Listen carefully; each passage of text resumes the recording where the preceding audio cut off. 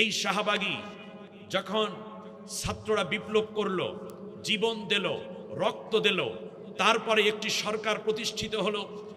আগস্টের 5 তারিখের পরই যেই সরকারকে প্রতিষ্ঠিত করলো, যেটা অন্তর্বর্তীকালীন সরকার, যা ছাত্রদের লাশ এবং রক্তের উপরে দাঁড়িয়ে আছে, আজ সেই নেতৃত্ব দানকারীর অন্যতম সিপাহ সালার আমাদের প্রিয় ওসমান হাদিকে কে বা কারা হত্যা করেছে, সেই হত্যাকারীদেরকে ধরা যাচ্ছে না, বিচারের আয়ত্তে আনা যাচ্ছে না।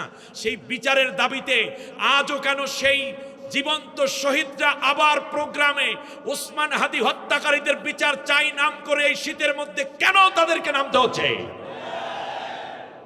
আজ সবচেয়ে বড় প্রয়োজন ইসলামিক আইন এবং নিয়ম কানুনের। আল্লাহ রাব্বুল আলামিন বলেছেন আল কত্তু বিল কত্ল, আল্লাহর হুকুম হলো যে হত্যা করেছে তাকে ধরো এবং হত্যা করে ফেলো। যদি ইসলামী হুকুমাত বাংলাদেশে কায়েম থাকতো, কোরআনের একটি আইন যদি এখানে কায়েম থাকতো, তাহলে এই হত্যাকারী একজন হত্যাকারীও পালিয়ে যেতে পারতো না। হয়তো 1-1.5 ঘন্টার মধ্যেই হত্যাকারীকে ফাঁসির মঞ্চ শুধু নয়, প্রকাশ্যে হত্যা করে এই পল্টনে কিংবা শাহবাগে ঝুলিয়ে রাখা হতো, যা দেখে লক্ষ লক্ষ হত্যাকারী নিজের অস্ত্র সংবরণ করতে বাধ্য হতো।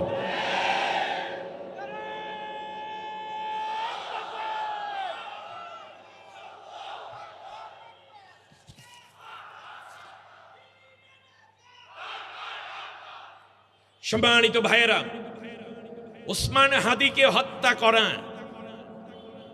বাংলাদেশের জন্য একটি বড় রকমের টেস্ট ছিল, কিন্তু টেস্ট খেলতে গিয়ে অলরেডি ফাইনাল খেলায় চলে গেছে। ওসমান হাদির ব্রেইনে হত্যা করেছে কেন? গুলি কেন মাথায় করা হয়েছে? কারণ তাদের একটি স্লোগান ছিল ছাত্রদের, কোটা না মেধা। মেধা বলুন, মেধা থাকে কোথায়? মাথায়। এজন্য তারা মাথায় গুলি করে বুঝিয়ে দিয়েছে এখনো মেধাবীরা তোমরা নিরাপদ হতে পারোনি। কিন্তু ওরা জানে না এই ব্রেইনের মধ্যে থাকে নিউরন। প্রতি মানুষের প্রায় 1,500 কোটি নিউরন সমৃদ্ধ আমাদের ব্রেইন। মনে রাখতে হবে, একজন ওসমান হাদির ব্রেইনের নিউরন থেকে শুধু বাংলাদেশে নয়, তামাম দুনিয়ায় কোটি কোটি ওসমান হাদি আল্লাহ তাআলা তৈরি করে দিয়েছেন, যা আগামীর দিনে আল্লাহর নবীর আদর্শ এবং কোরআন বিপ্লবের বড় সূর্য উদয়নের একটি চরম সম্ভাবনা আল্লাহ তৈরি করে দিয়েছেন। আমাদের শহীদ ওসমান হাদিকে আল্লাহ জান্নাতুল ফেরদাউস নসিব করুন। কিন্তু আজ দাবি করছি, অন্তর্বর্তীকালীন সরকার আপনারা অনেক ভালো ভালো কাজ করেছেন, আমরা টের পেয়েছি। কমপক্ষে 2টি হত্যার বিচার করে যান, যা মানুষের হৃদয়ের মধ্যে চরম সেন্টিমেন্ট হয়ে অপেক্ষা করছে। সুতরাং ডক্টর ইউনূস সাহেব সহ সকলকে আমি অনুরোধ করে যাচ্ছি, আজকের এই সিরাত মাহফিলের প্রথমেই সম্মানিত ডক্টর ইউনূস সাহেব এবং অন্যান্য যারা আছেন, 2টা হত্যার বিচার করুন। কোরআনের পাখি আল্লামা সাইদি সাহেবকে যারা হত্যা করেছে এবং ওসমান হাদিকে যারা হত্যা করেছে, এটা শুধু দলীয় ব্যক্তিদের মধ্যে নাই, বাংলাদেশের প্রতিটি হৃদয়ের মধ্যে আজও ক্রন্দন গুনগুন আওয়াজ যদি আপনাদের কানে যায়, এই 2টা হত্যার বিচার এই জাতির সামনে করে তারপর আপনারা বিদায় হয়ে যান।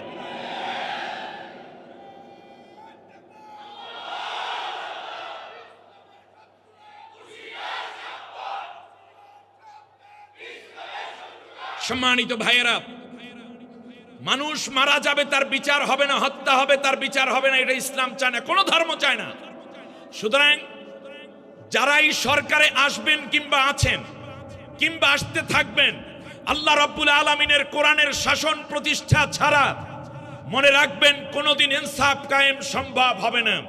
এজন্য আমাদের হাদির সবচেয়ে বড় দাবি ছিল ইনসাফ কায়েম করা, ইনসাফ কায়েম করা, ইনসাফ কায়েম করা। সেই ইনসাফের জন্য দরকার আল্লাহ রাব্বুল আলামিনের কোরআনের শাসন এবং রাসূলুল্লাহ সাল্লাল্লাহু আলাইহি ওয়াসাল্লামের আদর্শ প্রতিষ্ঠা। এছাড়া ইনসাফ কায়েম সম্ভব হবে না, হবে না, হবে না। আগামী দিনগুলো যেন সেই সোনালী দিনে পরিণত হয় বাংলাদেশ, সে স্বপ্ন রেখে আমি আপনাদের উদ্দেশ্যে শুধুমাত্র 2টি বিষয় বলার জন্য চেষ্টা করব ইনশাআল্লাহ বিমাশিয়াতিল্লাহ ওয়া বিফাদলিল্লাহ। 1 নম্বর হচ্ছে, আমাদের দেশেও রাসূল সাল্লাল্লাহু আলাইহি ওয়াসাল্লামকে কেন্দ্র করে দুটি নামে এই রকম বিশাল বড় বড় আয়োজন করা হয়, সেমিনার, সিম্পোজিয়াম এবং বিভিন্ন র্যালি অথবা এরকম মাহফিল অথবা টক শো ইত্যাদি। একটি হচ্ছে মিলাদুন নবী সাল্লাল্লাহু আলাইহি ওয়াসাল্লাম, আর একটা হলো সিরাতুন নবী সাল্লাল্লাহু আলাইহি ওয়াসাল্লাম মাহফিল। মিলাদুন নবী মানে রাসূল ইসলামের জন্মবার্ষিকী নিয়ে আলোচনা করা। রাসূল সাল্লাল্লাহু আলাইহি ওয়াসাল্লাম ওফাত হয়ে গেছেন, প্রায় 1400 বছর হয়ে গেল। 1400 বছর পর্যন্ত নবীর জন্মের মধ্যেই রেখে দিলাম। আল্লাহ নবীকে আমরা শিশুই দেখে আসতেছি, ঠিক কিনা বলেন? অতএব রাসূল সাল্লাল্লাহু আলাইহি ওয়াসাল্লামের সিরাত এটা একটি যুগোপযোগী এবং যুগান্তকারী ঐতিহাসিক প্রোগ্রাম। বিধায় আমরা রাসূল সাল্লাল্লাহু আলাইহি ওয়াসাল্লামকে আর বড় হতে দিচ্ছি না, উলামায়ে কেরামরাও দিলাম না, শুধু মিলাদুন নবীর জন্ম জন্ম জন্ম জন্ম জন্ম। হ্যাঁ, জন্ম তো থাকবে, কিন্তু রাসূল সাল্লাল্লাহু আলাইহি ওয়াসাল্লামের আদর্শ কোথায়? রাসূল সাল্লাল্লাহু আলাইহি ওয়াসাল্লামের বড় হওয়া কোথায়? আমাদের সম্মানিত প্রতিবেদন যিনি পেশ করলেন চমৎকার করে রাসূল সাল্লাল্লাহু আলাইহি ওয়াসাল্লামের সেই হিলফুল ফুজুলের জীবনীটা তারা নিয়ে এসেছেন। রাসূল সাল্লাল্লাহু আলাইহি ওয়াসাল্লামের গোটা জীবনী অনুসরণীয়, অনুকরণীয়। কিন্তু মনে রাখতে হবে, 40 বছর যখন রাসূল ইসলামের বয়স হলো, তখন আল্লাহ নবী সাল্লাল্লাহু আলাইহি ওয়াসাল্লাম রসুল হলেন। এই রসুল হওয়ার পর থেকে আল্লাহ নবী যে কাজগুলো করেছেন তা উম্মতের জন্য সুন্নাহ, যা জোর দিয়ে করতে বলেছেন সেটা ওয়াজিব। এর আগে আল্লাহ নবী যে কাজগুলো করেছেন সেগুলো ইতিহাস এবং আদাত তথা আল্লাহ নবীর দৈনন্দিন জীবনের একেবারে অভ্যাস যেটা। অতএব মনে রাখতে হবে, এর আগে যে কাজগুলো আল্লাহ নবী করেছেন নবুয়ত পাওয়ার আগে, এটা আমাদের জন্য সুন্নাহ নয়, এটা আমাদের জন্য জানতে হয়, আমাদের জন্য বুঝতে হয়। উম্মতের জন্য এগুলো জানার দ্বারা তারা উপকৃত হতে পারে, কিন্তু সুন্নতের অন্তর্ভুক্ত নয়। আমার কথা আপনাদের বুঝতে অসুবিধা হচ্ছে না তো?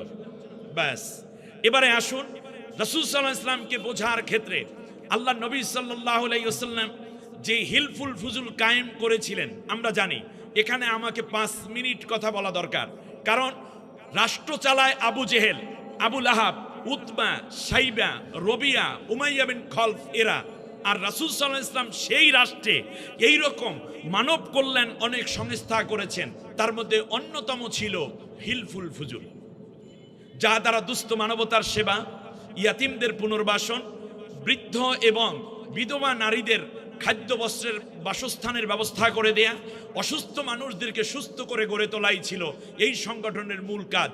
অন্যায়ের প্রতিবাদ করা ছিল তাদের দায়িত্ব। কিন্তু আল্লাহ নবী সাল্লাল্লাহু আলাইহি ওয়াসাল্লাম এখানে এই 17 বছর থেকে ধরে 40 বছর পর্যন্ত এই মেহনত তিনি করলেন। এর মধ্যে আল্লাহ নবী সাল্লাল্লাহু আলাইহি ওয়াসাল্লাম কাঙ্ক্ষিত সাফল্য পেলেন না। একটাই কারণ, সেটা হচ্ছে এই যে দেশ চালায় কাফেরেরা, দেশ চলে মানব রচিত মতবাদে, দেশ চলে তাগুতের শাসনে, আবু জেহেল আবু লাহাবদের আন্ডারে। আর সেই রাষ্ট্রে রাসূল সাল্লাল্লাহু আলাইহি ওয়াসাল্লাম কিছু ভালো কাজ করে সাফল্য আনবেন, এইটা কোনোদিনও সম্ভব ছিল না। বরং আল্লাহ নবী যখন ভালো কাজ করতেন তখন আবু জেহেল আবু লাহাবরা হাত উঁচু করে বলতো যে এই কাজের মূল দায়িত্ব তো আমাদের, এই তোমরা মুহাম্মাদের দিকে খেয়াল রাখো। যেমন কথা ধরুন, এই রকম একটা প্রোগ্রাম, শীতের দিনে শীত বস্ত্র কম্বল বিতরণ করা, রাসূল সাল্লাল্লাহু আলাইহি ওয়াসাল্লাম 1000 কম্বল দিবেন, এরকম যখন ঘোষণা হতো আবু লাহাব, উতবা, সাইবারা হাজির হয়ে যেত। হ্যাঁ মুহাম্মদ, তুমি খুব ভালো কাজ করতে, এই আসো আমরা কম্বলটা বন্টন করে দিই। রাসূল সাল্লাল্লাহু আলাইহি ওয়াসাল্লাম কষ্ট করে সুন্দর করে জাতির মধ্যে খেদমত দিতে চান, মাতব্বরি করে কে? এমনি করে করে একটি কুফরি মতবাদে বাস করা নেককার মানুষেরা যখন কোনো কল্যাণের কাজ করে, সেটা মূলত কল্যাণের মৌলিক যে আলোটা, এটা ফেলা সম্ভব হয় না। রাসূল সাল্লাল্লাহু আলাইহি ওয়াসাল্লাম এজন্যই আল্লাহ রাব্বুল আলামিনের কাছে বারবার আরাধনা করলেন, রব্বুল আলামিন আমাকে একটা স্থায়ী কাজ দাও, যেই কাজের দ্বারা সত্যিকার নারীরা আর অপমানিত হবে না, মা বোনরা আর ধর্ষিতা হবে না, কন্যারা আর জীবন্ত কবরের মধ্যে ঢুকতে হবে না, ডাকাতি হবে না, খুন হবে না, মাদকদ্রব্য বন্ধ হয়ে যাবে, মানুষের লড়াই বন্ধ হয়ে যাবে, রক্ত নিয়ে হোলি খেলা বন্ধ হয়ে যাবে, ডাকাতি বন্ধ হয়ে যাবে, চুরি বন্ধ হয়ে যাবে। রাসূল সাল্লাল্লাহু আলাইহি ওয়াসাল্লাম 17 বছর থেকে 40 বছর, এই 23 বছর ওই তামান্নাই করেছিলেন। কিন্তু রাষ্ট্রে যারা বসে আছে তারা ডাকাতির পক্ষে, চুরির পক্ষে, জিনার পক্ষে, ধর্ষণের পক্ষে, নারীদেরকে তারা রাস্তায় নামানোর পক্ষে। ঠিক তার পাশাপাশি নারীদেরকে প্রকৃত অধিকার না দিয়ে বরং তাদেরকে ব্যবহার করে ফায়দা লোটার পক্ষে, তারা মাদকের পক্ষে, তারা ঘুষের পক্ষে, তারা দুর্নীতির পক্ষে, তারা সুদের পক্ষে, সেই রাষ্ট্রে আল্লাহ নবী সাল্লাল্লাহু আলাইহি ওয়াসাল্লাম একদল কয়েকজন মানুষকে নিয়ে লড়াই করলেন, রাসূলুল্লাহ সাল্লাল্লাহু আলাইহি ওয়াসাল্লাম সফল হলেন না। তার কারণ এক দুইজনের উদ্যোগে একটি রাষ্ট্র মৌলিক পরিবর্তন হয় না। সরকার যদি এগুলোর পক্ষে থাকে, যারা সরকারে থাকে, তাহলে ভেতর থেকে কাজ করলে মৌলিক ফায়দা হয় না। আল্লাহ নবী সাল্লাল্লাহু আলাইহি ওয়াসাল্লাম এই জন্য আল্লাহর কাছে চাইলেন, আল্লাহ তোমার দেওয়া এমন একটা বিধান আমাকে দাও যার আলোকে আমি রাষ্ট্র পরিচালনা করব। আজও প্রিয় ঢাকাবাসীকে উদ্যোগ নিতে হবে। আপনারা দুর্নীতিমুক্ত সমাজ চান, চান কিনা? দর্শন মুক্ত সমাজ জীবন চান কিনা? জেনা মুক্ত একটি পবিত্রতম সমাজ চান কিনা? মাদক মুক্ত একটি দেশ চান কিনা? এগুলো আল্লাহর নবী চেয়েছেন, কিন্তু পারেন নাই। এই জন্য কারণ রাষ্ট্র যারা চালায় তাদের মাথার ভিতরে মাদক, তাদের মাথার ভিতর দুর্নীতি, তাদের মাথার ভিতর ঘুষ, তাদের মাথার ভিতর নারী, তাদের মাথার ভিতরে সুদ, তাদের মাথার ভিতরে রয়েছে অন্যায় অবিচার। সুতরাং আল্লাহ নবী সাল্লাল্লাহু আলাইহি ওয়াসাল্লাম নিজেই পারেন নাই 23 বছর ধরে এমন একটি সমাজ বিনির্মাণ করতে যা তার মাথার ভিতরে চায়। যদি রাষ্ট্রের মাথার ভিতরে অন্য কিছু থাকে, সুতরাং বাংলাদেশ ইনসাফ ভিত্তিক সমাজ হবে, দুর্নীতিমুক্ত সমাজ হবে, একটি বৈষম্যহীন সমাজ হবে, নারী অধিকারের সমাজ হবে, শিশু অধিকারের সমাজ হবে। এইটা আপনি আমি তো দূরের কথা, নবী পারেন নাই। রাষ্ট্র ক্ষমতায় যদি বিপরীত দিক থাকে, সুতরাং মৌলিক কাজ যেটা সেটাও করতে হবে। একদিকে মানব কল্যাণের পাশাপাশি আগামী দিনগুলোতে রাষ্ট্রে তাদেরকেই ক্ষমতায় দিতে হবে যারা এই অন্যায়ের বিপরীত চায়, যারা ন্যায় প্রতিষ্ঠা করতে চায়, ইনসাফ কায়েম করতে চায়। তাদেরকে নেতা না বানালে কোশ্চিন কালেও আমাদের স্বপ্ন পূরণ হবে না। প্রিয় বন্ধুগণ, আমি ছোট্ট একটা উদাহরণ দিয়ে পরের কথায় চলে যাচ্ছি। এখানে দেখুন বিজয়নগর পানির ট্যাঙ্কি, এটা পাশেই বিজয়নগর পানির ট্যাঙ্কি। আচ্ছা বলেন তো দেখি, এই পানির ট্যাঙ্কি আমাদের হাজার হাজার ফ্যামিলিকে পানি দিচ্ছে ওয়াসার মাধ্যমে, তাই না? আচ্ছা, এখন সিটি কর্পোরেশনের মেয়র যদি চান যে আমি আমার এই সিটি কর্পোরেশন সকল নাগরিককে শরবত খাওয়াবো, কি খাওয়াবে? উনি বাড়ি বাড়ি গিয়ে শরবত দেওয়া সম্ভব? জনে জনে গিয়ে সম্ভব? আপনারা বলেন এমন একটা জায়গার নাম বলেন যেই জায়গাটায় যদি চিনি দিয়ে সিরাপ দিয়ে গোলাইয়া দেওয়া যায় তাহলে ঘরে ঘরে শরবত পৌঁছে যাবে। সেটার নাম কি?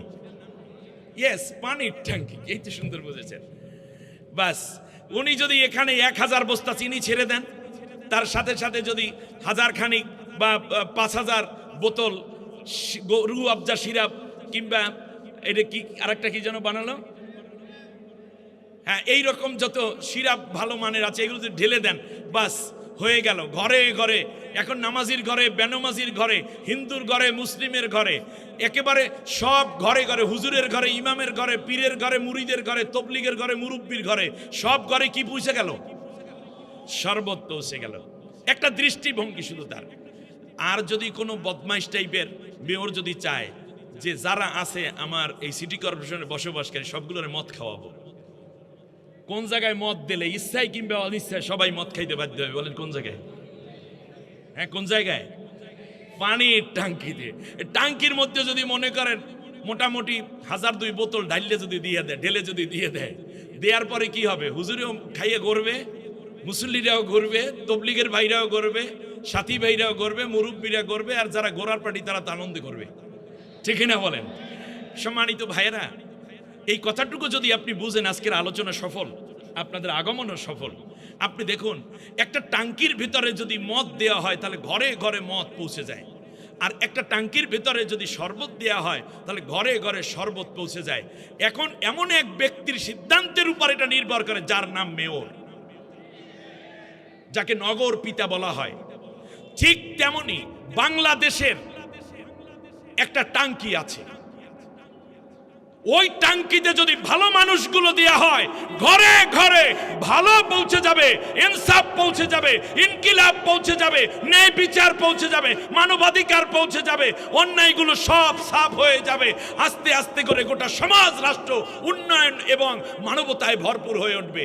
অপরদিকে যদি ওই টাঙ্কির মধ্যে যদি আপনি যারা অন্যায়ের পক্ষের লোক, যাদের নৈতিক পদস্খলন, ওই কায়দার লোকগুলোকে যদি আপনি দিয়ে দেন, তাহলে ঘরে ঘরে অটো, মদ, গাঁজা, ফেন্সিডিল পৌঁছে যাবে। ওই টাঙ্কি একটা বাংলাদেশে আছে, টাঙ্কিটার নাম কি? বাহ, চমৎকার। সুতরাং বিশ্বনবী সাল্লাল্লাহু আলাইহি ওয়াসাল্লাম দেখলেন, আপনি চিন্তা করুন, আপনি যদি পাইপের মধ্যে 1 বোতল চিনি দিয়ে দেন, আর টাঙ্কি থেকে যেটা পড়ছে হয়তোবা প্রথম 1 গ্লাস শরবত হবে, কিন্তু বাকিগুলো সব মাদকই আসবে যদি টাঙ্কির ভিতরে মাদক থাকে।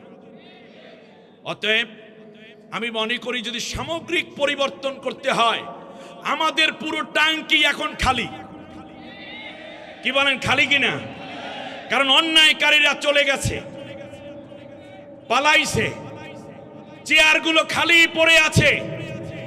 সুতরাং এই টাঙ্কি কি দিয়ে ভরবে তা আগামী দিনে এই জাতি সিদ্ধান্ত নেওয়ার সময় এসেছে।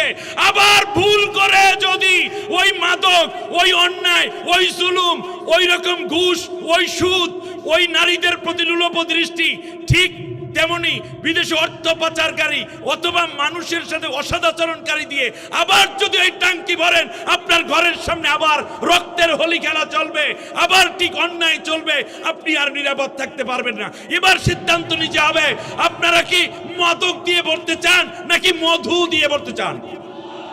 কার্ল মার্কস, লেনিন, মাও সেতুং, ফ্রয়েড, হেগেল কিংবা সমাজতন্ত্র, পুঁজিবাদ অথবা ধর্মনিরপেক্ষ মতবাদ দিয়ে ভরতে চান, নাকি আল্লাহর নবীর আদর্শ এবং কোরআনের আইন দিয়ে আগামীর দিনের সংসদ ভরতে চান? কে কে চান? দুইটা হাত উঁচু করে আল্লাহকে দেখা।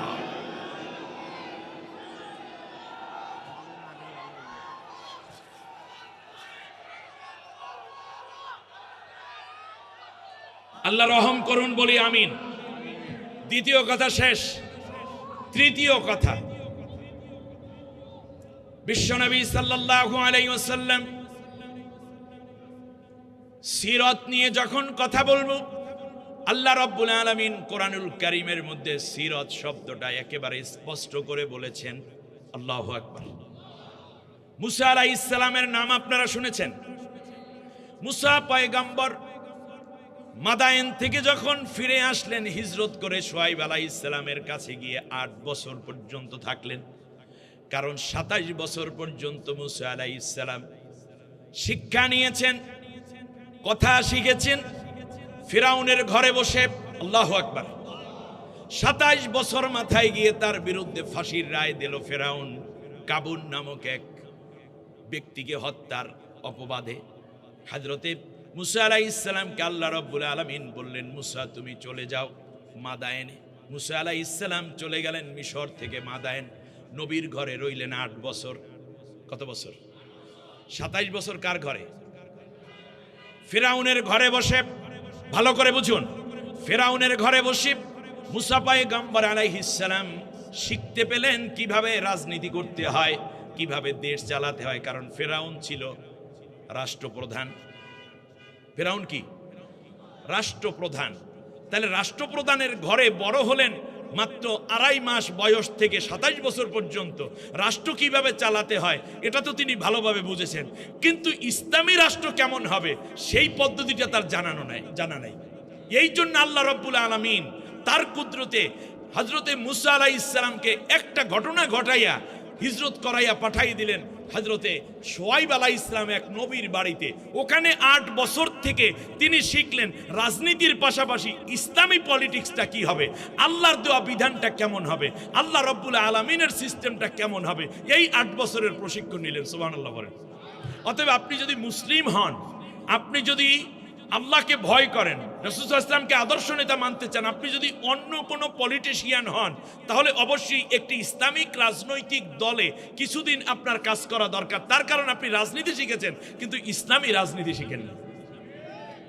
রাসূল সাল্লাল্লাহু আলাইহি ওয়াসাল্লাম 40 বছর পর্যন্ত মানবতার সেবা শিখিয়েছেন, রাষ্ট্রের মধ্যে কাজ শিখেছেন, কিন্তু কিভাবে করবেন এই জন্য আল্লাহ তাআলা তাকেও একটা প্রশিক্ষণ দিলেন। সুবহানাল্লাহ বলেন। আর পূর্ণ প্রশিক্ষণটা দিলেন আল্লাহ তাআলা এই রজব মাসে মেরাজ করানোর মাধ্যমে।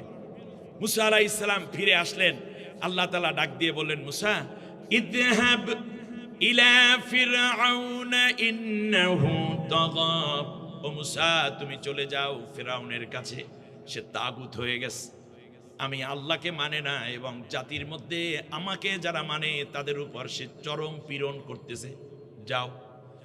মুসা আলাইহিস সালাম আল্লাহকে ডাক দিয়ে বলেন, রব্বুল আলামিন আমার ভয় করে, তার কারণে একটা প্রতিষ্ঠিত শক্তি যাকে তুমি এই দুনিয়ার বুকে বিশাল রকমের একটা ক্ষমতাধর বানিয়ে দিয়েছো, 252টা বছর পর্যন্ত তুমি তাকে রাষ্ট্র ক্ষমতায় বসাইয়া রেখেছো, সুতরাং আল্লাহ তাআলা আমি একা কেমন করে যাব এবং এই বিশাল ক্ষমতাধরের কাছে আমি কেমন করে যাই, আমাকে তুমি সাহস বাড়াইয়া দাও। সুবহানাল্লাহ।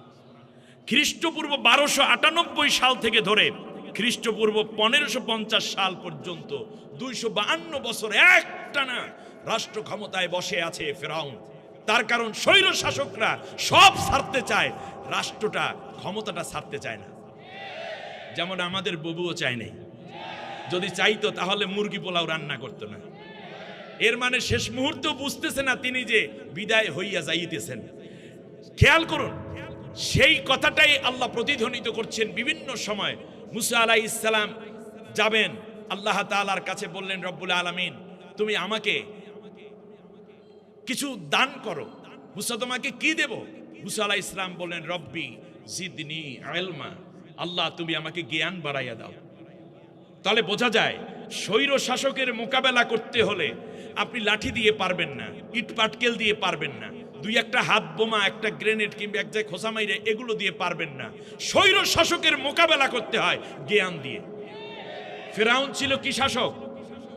এই জন্যই এর আগে যারা আন্দোলন করেছেন প্রচলিত রাজনৈতিক দলগুলো বাংলাদেশে দীর্ঘ 16 বছর পর্যন্ত ওই স্বৈর শাসকের চালের কাছে তারা হেরে গেছে, কিন্তু পরবর্তীতে শেষকালে যারা আন্দোলন করেছেন তারা হচ্ছেন মেধাবী। এই জন্য তাদের স্লোগানও ছিল মেধা, কোটা না মেধা।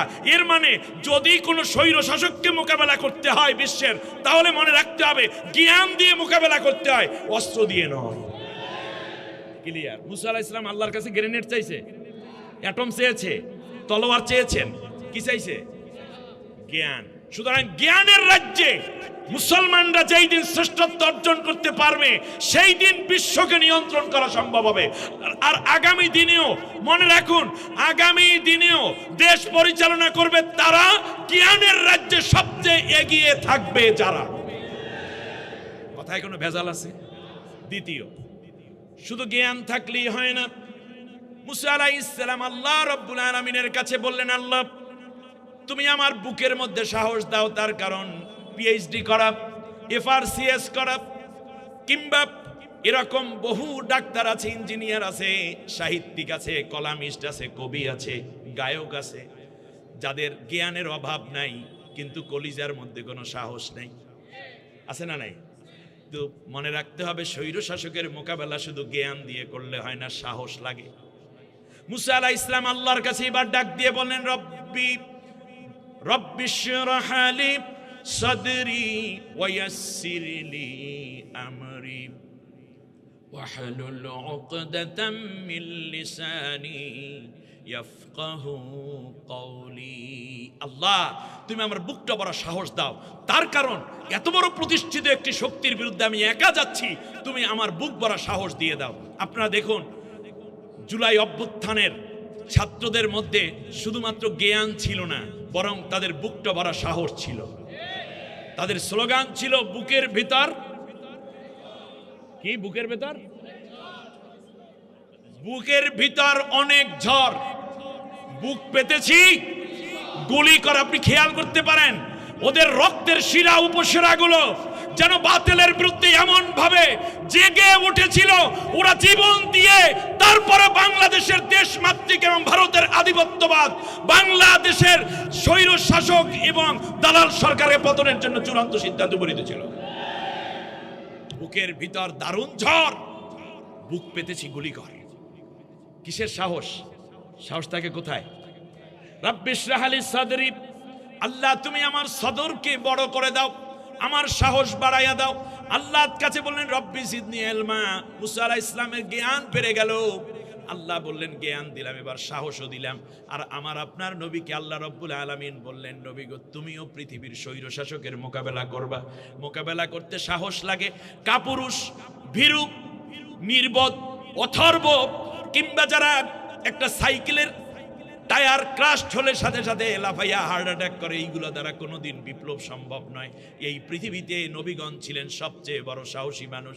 এই জন্য আল্লাহ রব্বুল আলামিন আমার আপনার নবীকে, নবী চাওয়ার আগেই আল্লাহ বলছেন আলাম নাশরাহ লাকা সাদরাক, নবী আমি কি আপনার বুকের মধ্যে সাহস বাড়াইয়া দেই নাই? সুবহানাল্লাহ। মুসা আলাইহিস সালাম চান তারপরে পান, আর আমার নবী চাওয়ার আগেই বলছে নবী তোমার সাহস কি আমি বাড়াই নাই? সুবহানাল্লাহ, আমি কি তোমার ইশরাহ সদর করিনি?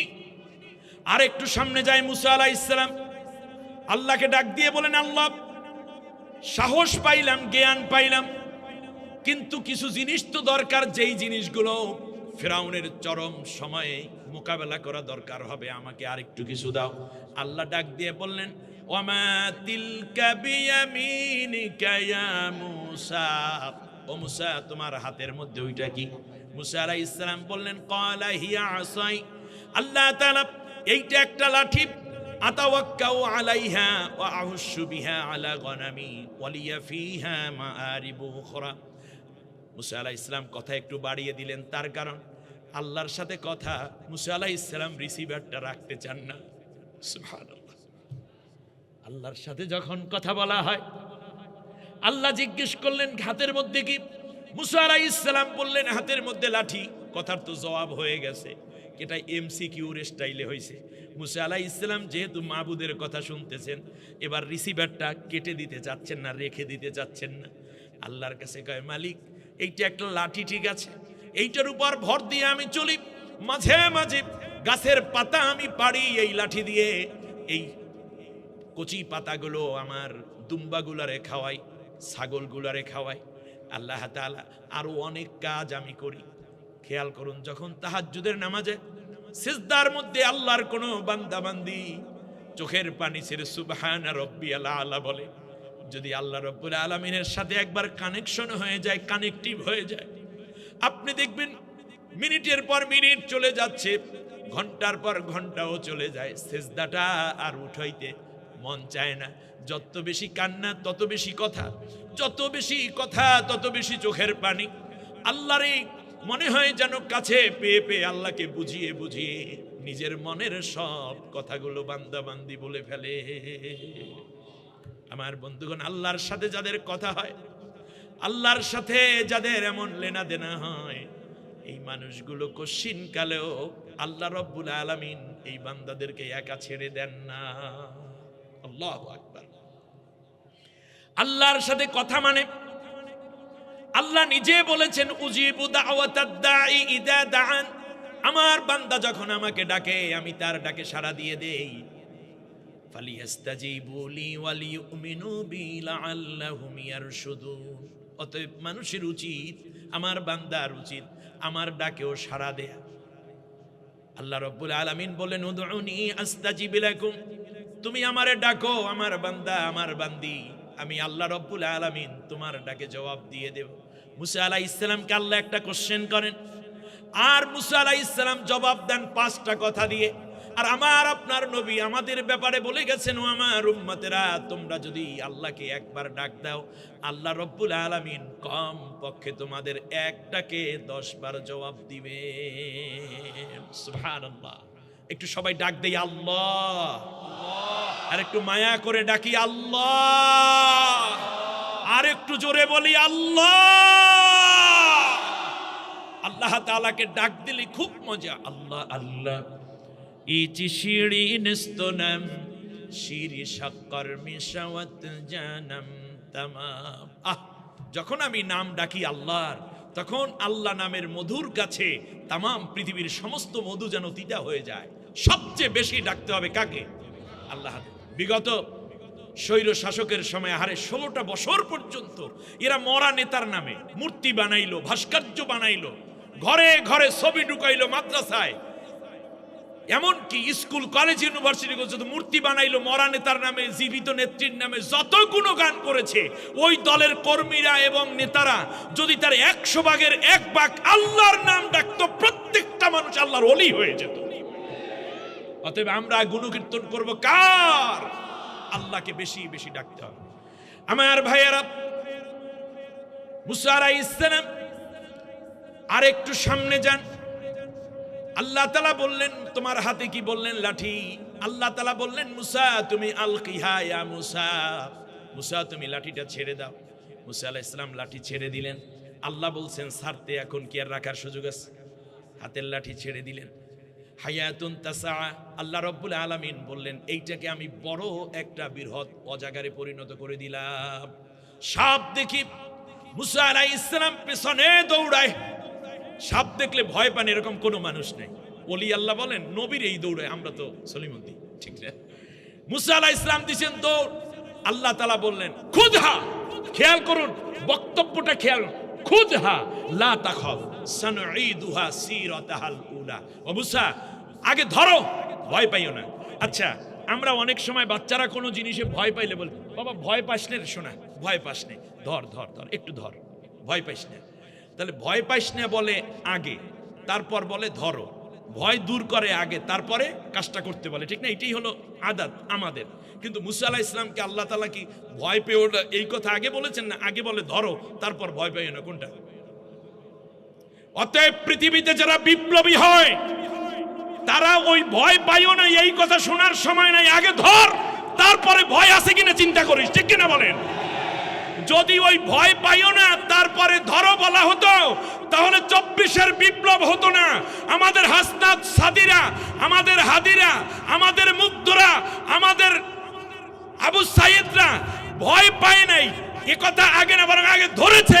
এমন ধরা ধরছে কি আছে, ভয় পায় নাই বলি ভয় পেয়ে ওরা পালিয়ে গেছে, ঠিক কিনা বলেন? অতএব বিপ্লবের যারা নেতৃত্ব দিতে হবে, আল্লাহ বুঝিয়ে দিয়েছেন ওই ভয় পাইও না তারপর ধরো, এই কথা শোনার দরকার নাই, আগে ধর, তারপর ভয় পাইস না, ভয় আমি আল্লাহ দূর করে দিই। ধরতে বলছেন কে? আগামী দিনের প্রস্তুতি নিতে হবে ইনশাআল্লাহ। ভয় পাওয়া যাবে না এ কথা আগে নসিহত করার দরকার নাই। এই গরম না, একটু হাত দিয়ে ধর, অসুবিধা নাই, দেখবি আনে হাত পড়বে না, অসুবিধা হইবে না, এত নসিহত করে বিপ্লব হয় না। বিপ্লব মানে আগে ধরো, ভয় পাইস না। তাই আপনি ঘরের স্ত্রীকে বলবেন অসুবিধা নাই, তুমি একটু রান্না করো, ঘুম আসলেও সমস্যা নাই, আমি দেখবো না। এরকম মিডিয়া মিডিয়া কথা বউ স্বামী স্ত্রী চলে, বিপ্লবের জায়গায় চলে না। প্রিয় বন্ধুগণ, যারা পারবে নেতৃত্ব দিতে, ভয় পেও না, ধরো, তারাই ফেরাউনের বিরুদ্ধে বিজয় লাভ করে। সুবহানাল্লাহ, আল্লাহ দেখাই দিয়েছে। মুসা আলাইহিস সালাম আরেকটু সামনে যায়। আল্লাহ তাআলা বললেন ওটাকে আমি আগের মতো লাঠি বানাই দিছি। হাতের মধ্যে কি আছে? আচ্ছা বলুন তো দেখি, আমাদের আবু সাইদের হাতের মধ্যে একটা কি ছিল? স্টেন গানটা কি? একটা লাঠি, কিন্তু ওই লাঠিটার ভেতরে ছিল এত শক্তি যা একটি বিপ্লবে পরিণত করে দিয়েছে। আমাদের শহীদ ওসমান হাদির হাতেও একটা লাঠি ছিল, সে লাঠির তেজদীপ্ততা সহ্য করতে পারেনি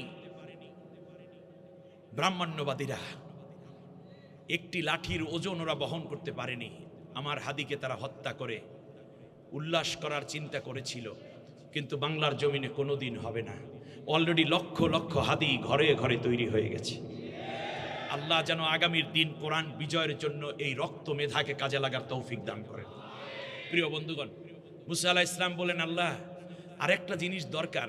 আখি হারুন হুয়া আফসাহু মিন্নি লিসানা, আল্লাহ তাআলা আমার ভাই হারুন আমার চেয়ে কথায় ভালো, বক্তা ভালো। সুবহানাল্লাহ পড়েন।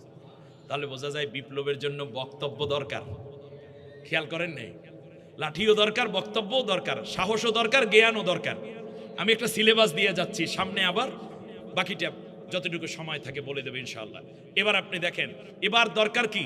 ঐক্য দরকার। একা একা বিপ্লব হয় না, একটি জোটবদ্ধ সাহসী মানুষের ঐক্যবদ্ধ হতে হয়।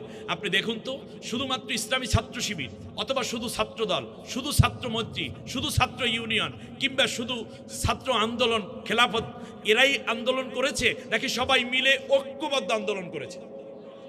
তাহলে বোঝা যায় বিপ্লবের জন্য একটা ঐক্যবদ্ধ শক্তি দরকার।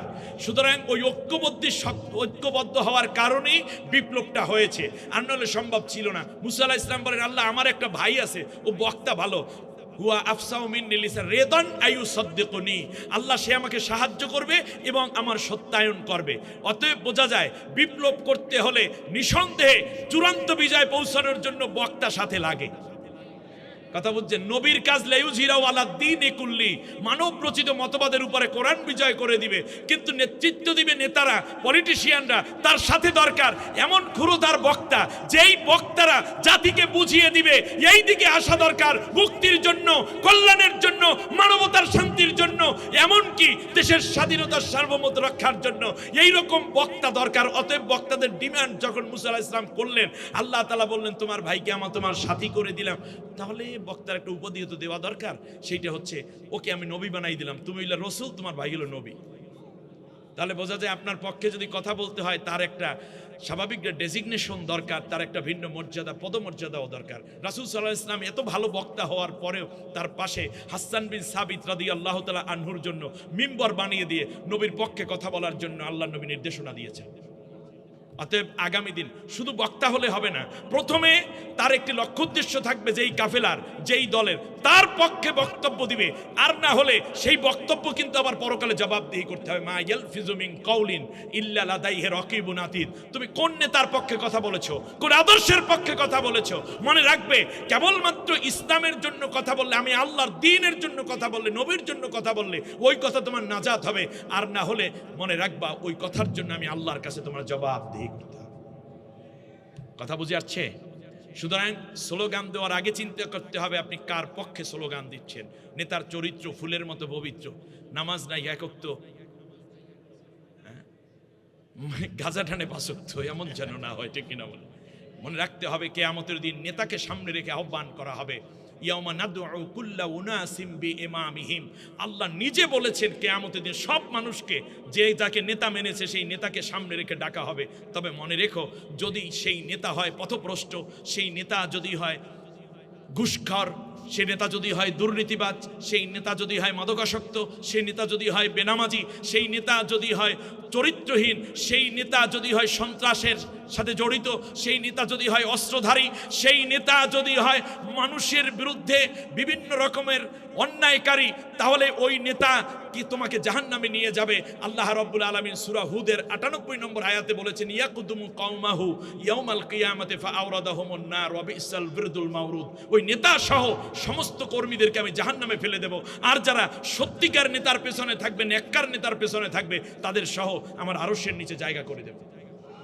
আজ চূড়ান্ত ডিসিশন নেয়ার মোক্ষম সময়।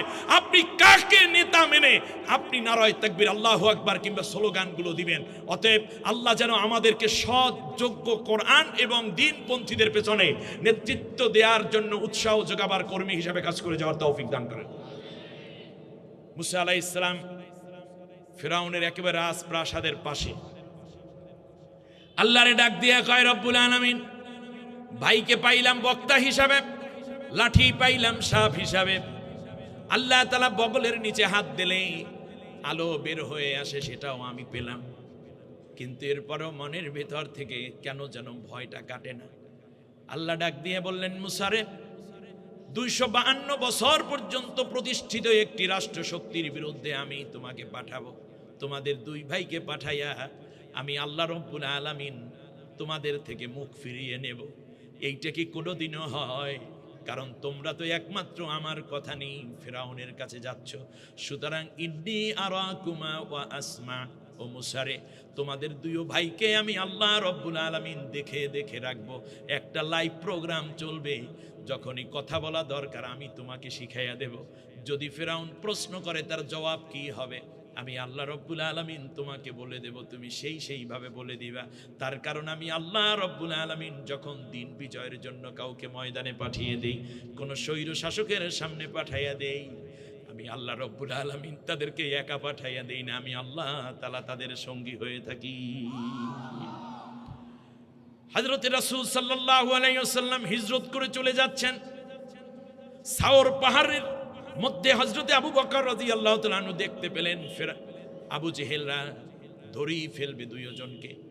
যখন ডাক দিয়ে বললেন, নবী গো, আমরা তো ধরা পড়ে গেলাম, আমাদের কি অবস্থা হবে, আমরা তো মাত্র দুইজন। তখন আল্লাহ নবী সাল্লাল্লাহু আলাইহি ওয়াসাল্লাম যেই জবাব দিয়েছিলেন, ও আমার আবু বকর, আমরা দুইজন নই, বরং আমরা তিনজন। ইন্নাল্লাহা মাআনা, আল্লাহ রব্বুল আলামিন আমাদের সাথে আছেন। তার কারণ যারা আল্লাহর দ্বীন কায়েমের জন্য, ইনসাফ কায়েমের জন্য, মানবাধিকার প্রতিষ্ঠার জন্য, মানুষের কল্যাণের জন্য, স্বাধীনতা সার্বভৌমত্ব রক্ষা করার জন্য, নবীর আদর্শ কায়েমের জন্য, আল্লাহর দ্বীন প্রতিষ্ঠার জন্য ময়দানে নেমে পড়ে, তাদেরকে আল্লাহ একা ছেড়ে দেন না, আল্লাহ নিজেই তাদের সাথী হয়ে থাকে। আমাদের সাথেও কে আছেন? আল্লাহ তাআলা আছেন। সেই দিন শুধুমাত্র ছাত্ররা নেমেছিল ঝড়ের বেগে, এটা নয়, বরং আমি বিশ্বাস করি সেই দিন আল্লাহর অগণিত রহমতের ফেরেশতা নেমেছিল ছাত্রদের সাথে। আল্লাহর নবী সাল্লাল্লাহু আলাইহি ওয়াসাল্লাম 13টা বছর পর্যন্ত আল্লাহর কোরআনের দাওয়াত দিলেন। আল্লাহ রব্বুল আলামিন বিশ্বনবী সাল্লাল্লাহু আলাইহি ওয়াসাল্লামকে মক্কায় 13 বছরে কিছু লোক তৈরি করলেন, কিন্তু দ্বীনের বিজয় আসলো না। তার কারণ খেয়াল করুন, আমি এখানে একটা গুরুত্বপূর্ণ তথ্য দিচ্ছি, খুবই গুরুত্বপূর্ণ, এবং আইন শৃঙ্খলা রক্ষায় অনেক বাহিনীর সদস্যবৃন্দ রয়েছেন, সেখান থেকে ধরে প্রিয় নগরবাসী, রাজধানীবাসী কান খাড়া করে শুনতে হবে। রাসূল সাল্লাল্লাহু আলাইহি ওয়াসাল্লাম 13টা বছর মক্কায় দাওয়াত দিলেন। এই দাওয়াতে সাড়া দিয়ে 153 জন মানুষ ইসলাম গ্রহণ করলেন, তার মধ্যে 38 জন নারী, বাকিরা ছিলেন পুরুষ। এবার খেয়াল করুন, নবী আকরাম সাল্লাল্লাহু আলাইহি ওয়াসাল্লাম এই 13 বছরে মার খাইলেন 9 বার। কয়বার? 9 বার। 4 জন সাহাবী শহীদ হলেন, সুমাইয়া রাদিয়াল্লাহু তাআলা আনহা, আম্মার বিন ইয়াসার, আবু হালা রাদিয়াল্লাহু তাআলা আনহু সহ মোট 4 জন সাহাবী শহীদ হলেন। আমি আপনাদের কাছে বলি, এই 13 বছরে আল্লাহর নবী কমপক্ষে একটা কাফেরকে আঘাত করার শক্তি হযরতে ওমর, আমির হামজা, আবু বকর, আলী রাদিয়াল্লাহু তাআলা আনহুম, এদের দ্বারা কমপক্ষে একটা কাফেরকে তো কমপক্ষে একটা শাস্তি দেওয়ার ব্যবস্থা নবী করতে পারতেন। এতটুকু শক্তি নবীর ছিল কি ছিল না? নবী কেন করেননি? তার কারণ ইসলাম এটা শিখায় না যে নিজের দেশের লোকদেরকে ইসলামের নাম নিয়ে কেউ হত্যা করবে, এটা ইসলাম শিখায় না। এটা আমরা শিখলাম কার আদর্শ থেকে? নবীর আদর্শ থেকে। আর সিরাত শব্দের অর্থ পেলাম কি? লাঠি, সাপ, আবার হাত দিলে কি হয়? লাঠি হয়ে যায়। অর্থাৎ নবীর জন্ম থেকে ওয়াফাত, ওয়াফাত থেকে জন্ম, এইটাকেই পুরোটা নিলে সেইটাকে আরবিতে বলে কি? সিরাত, রাইট। ওই যে লাঠিকে যেমন সিরাত হালুলা করেছে। এবারে আসুন, আমাদের দেশে খুব গুরুত্বপূর্ণ একটি কথা আমি বলতে চাই, কান খাড়া করে শুনুন। এখানে আজ তরুণ প্রজন্ম রয়েছেন, নতুন প্রজন্মের মধ্যে একটা বড় রকমের রিউমার ছড়িয়ে দেয়া হচ্ছে, খেলাফত প্রতিষ্ঠা করতে হবে। আলহামদুলিল্লাহ, আবার বলেন আলহামদুলিল্লাহ। খেলাফত প্রতিষ্ঠা করতে হবে। খেলাফত প্রতিষ্ঠা করার জন্য সশস্ত্র সংগ্রাম ব্যতীত অন্য কোনো পদ্ধতি গ্রহণযোগ্য নয় বলে এক শ্রেণীর মানুষ প্রচার অপপ্রচার প্রপাগান্ডা করে যাচ্ছে। এই কিছু যুবকের মাথার ভিতরে এই জিনিস ঢুকেও পড়েছে। আজ সিরাতুন নবী সাল্লাল্লাহু আলাইহি ওয়াসাল্লাম মাহফিলে আমি আপনাদেরকে খুব অরিজিন একটি ইনফরমেশন দিচ্ছি। এই চিন্তা যারা করেন তারা ইসলামের চিন্তা করেন নাই, বরং অন্য কোন জাতি থেকে বাংলাদেশের ভিতরে, দেশের ভিতরে বড় রকম একটি অরাজক পরিস্থিতি তৈরি করার নীল নকশা আঁকছেন কিনা আপনাদের ভেবে দেখা দরকার আছে। আমার জাতিরও ভাবা দরকার। এবারে আসুন, রাসূল সাল্লাল্লাহু আলাইহি ওয়াসাল্লাম 13 বছর আল্লাহর কোরআনের দাওয়াত দিলেন। 4 জন সাহাবী, 1 জন সাহাবিয়া শহীদ হলেন। মোট 4 জন, 3 জন সাহাবী, 1 জন সাহাবিয়া শহীদ হলেন। আল্লাহর নবী 9 বার অ্যাটাকের সম্মুখীন হলেন। আবু বকর রাদিয়াল্লাহু তাআলা আনহু 3 বার আহত হয়ে বেহুশ হয়ে পড়লেন। উসমান রাদিয়াল্লাহু তাআলা আনহু 18 বার বিপদের সম্মুখীন হয়েছেন। কিন্তু কই একবারও নিজের দেশের মানুষের বিরুদ্ধে একটি পাথরও মুসলমান ছুঁড়েছে এই রকম প্রমাণ কোনো মায়ের সন্তান দেখাতে পারবে না। তাহলে বোঝা যায়, একটি রাষ্ট্রের মধ্যে যখন আপনি ইসলাম প্রচার করবেন, সেটা যদি স্বদেশ হয় আবার বলি, সেই দেশে যদি আপনার জন্ম হয়, সেই দেশের নাগরিক যদি আপনি হন, সেই রাষ্ট্রের মানুষেরা ইসলাম গ্রহণ না করে আপনার উপর যদি অত্যাচারও করে, সেই অত্যাচারের প্রতিশোধ নিচে গিয়ে আইনের আশ্রয় না নিয়ে, আইন নিজের হাতে তুলে নিয়ে কারো উপরে একটি পাথরের আঘাত, একটি সুয়ের আঘাত, একটা থুতু ফেলাও ইসলাম কোনোদিন বৈধ করে না। আপনি সশস্ত্র বিপ্লব করবেন কোথায়? কার বিরুদ্ধে? আল্লাহু আকবার। তাহলে প্রথম থিওরি পেলাম 13 বছর রাসূল সাল্লাল্লাহু আলাইহি ওয়াসাল্লাম নিজেরা মার খেয়েছেন, কিন্তু এরপরেও কারো উপরে একটি কাটার আচরও দেন নাই, তার নবী করেন নাই। আপনি যে এখন সশস্ত্র চিন্তা করেছেন, আপনার মাথার ভিতরে কে যেন একটা অন্য জিনিস ঢুকাই রাখছে, যাতে করে মূল ইসলামের দাওয়াত এবং একামতে দ্বীনের কাজই ব্যাহত হওয়ার আশঙ্কা বোধ করছি। এবারে আসুন, 13 বছরের পরে রাসূল সাল্লাল্লাহু আলাইহি ওয়াসাল্লাম হিজরত করলেন মক্কা থেকে কোথায়? মদিনায়। ব্যাস, মদিনায় রাসূল সাল্লাল্লাহু আলাইহি ওয়াসাল্লাম যাওয়ার পরে এখানে আছে 353 জন, আর আবিসিনিয়া থেকে আসছে 27 জন। 153 আর 27 যোগ করলে কত হয়? কত হয়? 180। আর বাকিরা ছিলেন আনসার।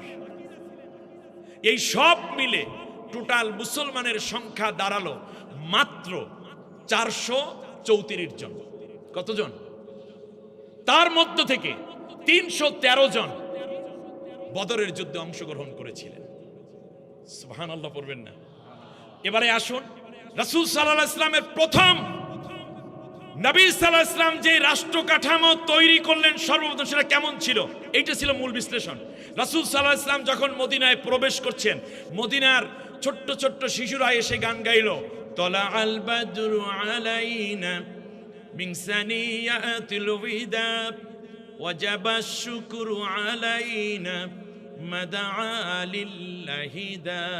আল্লাহু আকবার। রাসূল সাল্লাল্লাহু আলাইহি ওয়াসাল্লাম সংবর্ধনা গ্রহণ করলেন। এরপরে রাসূল সাল্লাল্লাহু আলাইহি ওয়াসাল্লাম প্রবেশ করলেন মদিনার মূল প্রাণ কেন্দ্রে, সেখানে গিয়ে বসলেন। বসার পরে জমিন খরিদ করলেন ইয়াতিমের কাছ থেকে, বানাইলেন মসজিদ। সে কাহিনী আমরা জানি। এবার রাসূল সাল্লাল্লাহু আলাইহি ওয়াসাল্লাম সবাইকে ডাকলেন, ডেকে বললেন, তোমরা আমাকে দাওয়াত দিয়েছো এবং আমিও হিজরত করে চলে এসেছি, তোমরা স্পেস তৈরি করে দিয়েছো। সবাই বলল, মুহাম্মদ আপনাকে আমাদের রাষ্ট্রে আহলান ওয়া সাহলা, আপনাকে ওয়েলকাম, কনগ্রাচুলেশনস। নবী সাল্লাল্লাহু আলাইহি ওয়াসাল্লাম বলেন, আলহামদুলিল্লাহ, মারহাবা তৈয়ব। রাসূল সাল্লাল্লাহু আলাইহি ওয়াসাল্লামকে বলল, আমরা চাই, শুনতেছেন আপনারা, আমরা চাই এই রাষ্ট্রে আপনি রাষ্ট্রপ্রধান হয়ে আমাদেরকে পরিচালিত করবেন। মুসলমানের সংখ্যা তখন মাত্র 443। কতজন? 443। আর বাকি 1753 জন ছিল অন্য ধর্মাবলম্বী। তাহলে সংখ্যার দিক থেকে বেশি কারা? অন্য ধর্ম, ইয়াহুদি, খ্রিস্টান, মাজুসি, মুশরিক, এরা। নবী সাল্লাল্লাহু আলাইহি ওয়াসাল্লাম বললেন, শোনো, যদি তোমরা আমাকে রাষ্ট্র দায়িত্ব দিতে চাও রাষ্ট্রের, কারণ একটি রাষ্ট্র পরিচালনা করা অনেক কষ্টের কাজ, আমি এই বড় দায়িত্ব নিতে পারবো। আমার টিম আছে, আবু বকর, ওমর, উসমান, আলী, তলহা, জুবাইর, খাব্বাব, কুবাইব, বিলাল, আরাদ, আব্দুর রহমান বিন আউফ, এরা আছে। এরা খুবই ইস্তেকামাত থাকার মানুষ এবং এরা আমাকে সহযোগিতা করবে, কিন্তু একটা শর্ত আছে, সেটা হচ্ছে তোমরা যেই সংবিধান দিয়ে দেশটা চালাও এটা চলবে না, আমি আল্লাহর কোরআন দিয়ে দেশ চালাবো। আল্লাহ নবী সাল্লাল্লাহু আলাইহি ওয়াসাল্লামের এই কথা শুনে সেই সময় ইয়াহুদিরা, খ্রিস্টিয়ানরা, মাজুসিরা, মূর্তি পূজকরা সবাই বলেছিল, মুহাম্মদ কোনো কথা নাই, তুমি আল্লাহর আইন দিয়ে দেশ চালালে তা তো ভালোই, কারণ ওই সূর্যটা ওঠে কার আইনে, আলো তাপ দেয় কার আইনে, সেখানে কি কোনো পার্সিয়ালিটি আছে? নাই। বৃষ্টি হয় কার আইনে? আল্লাহর আইনে। সেখানে শুধু মুসলমানের ক্ষেতে বৃষ্টি পড়ে, অন্য ধর্মাবলম্বীদের ক্ষেতের মধ্যে বৃষ্টি হয় না, ফসল একেবারে পুড়ে যায়, এরকম হয়? হয় না।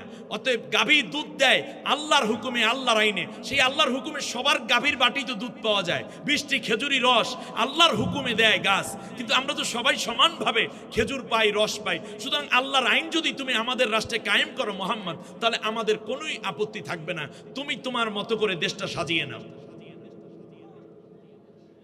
এবারে আপনাদের কাছে জানতে চাই, রাসূল সাল্লাল্লাহু আলাইহি ওয়াসাল্লাম নিজের রাষ্ট্রে যুদ্ধ করলেন না, কাউকে আঘাত করলেন না।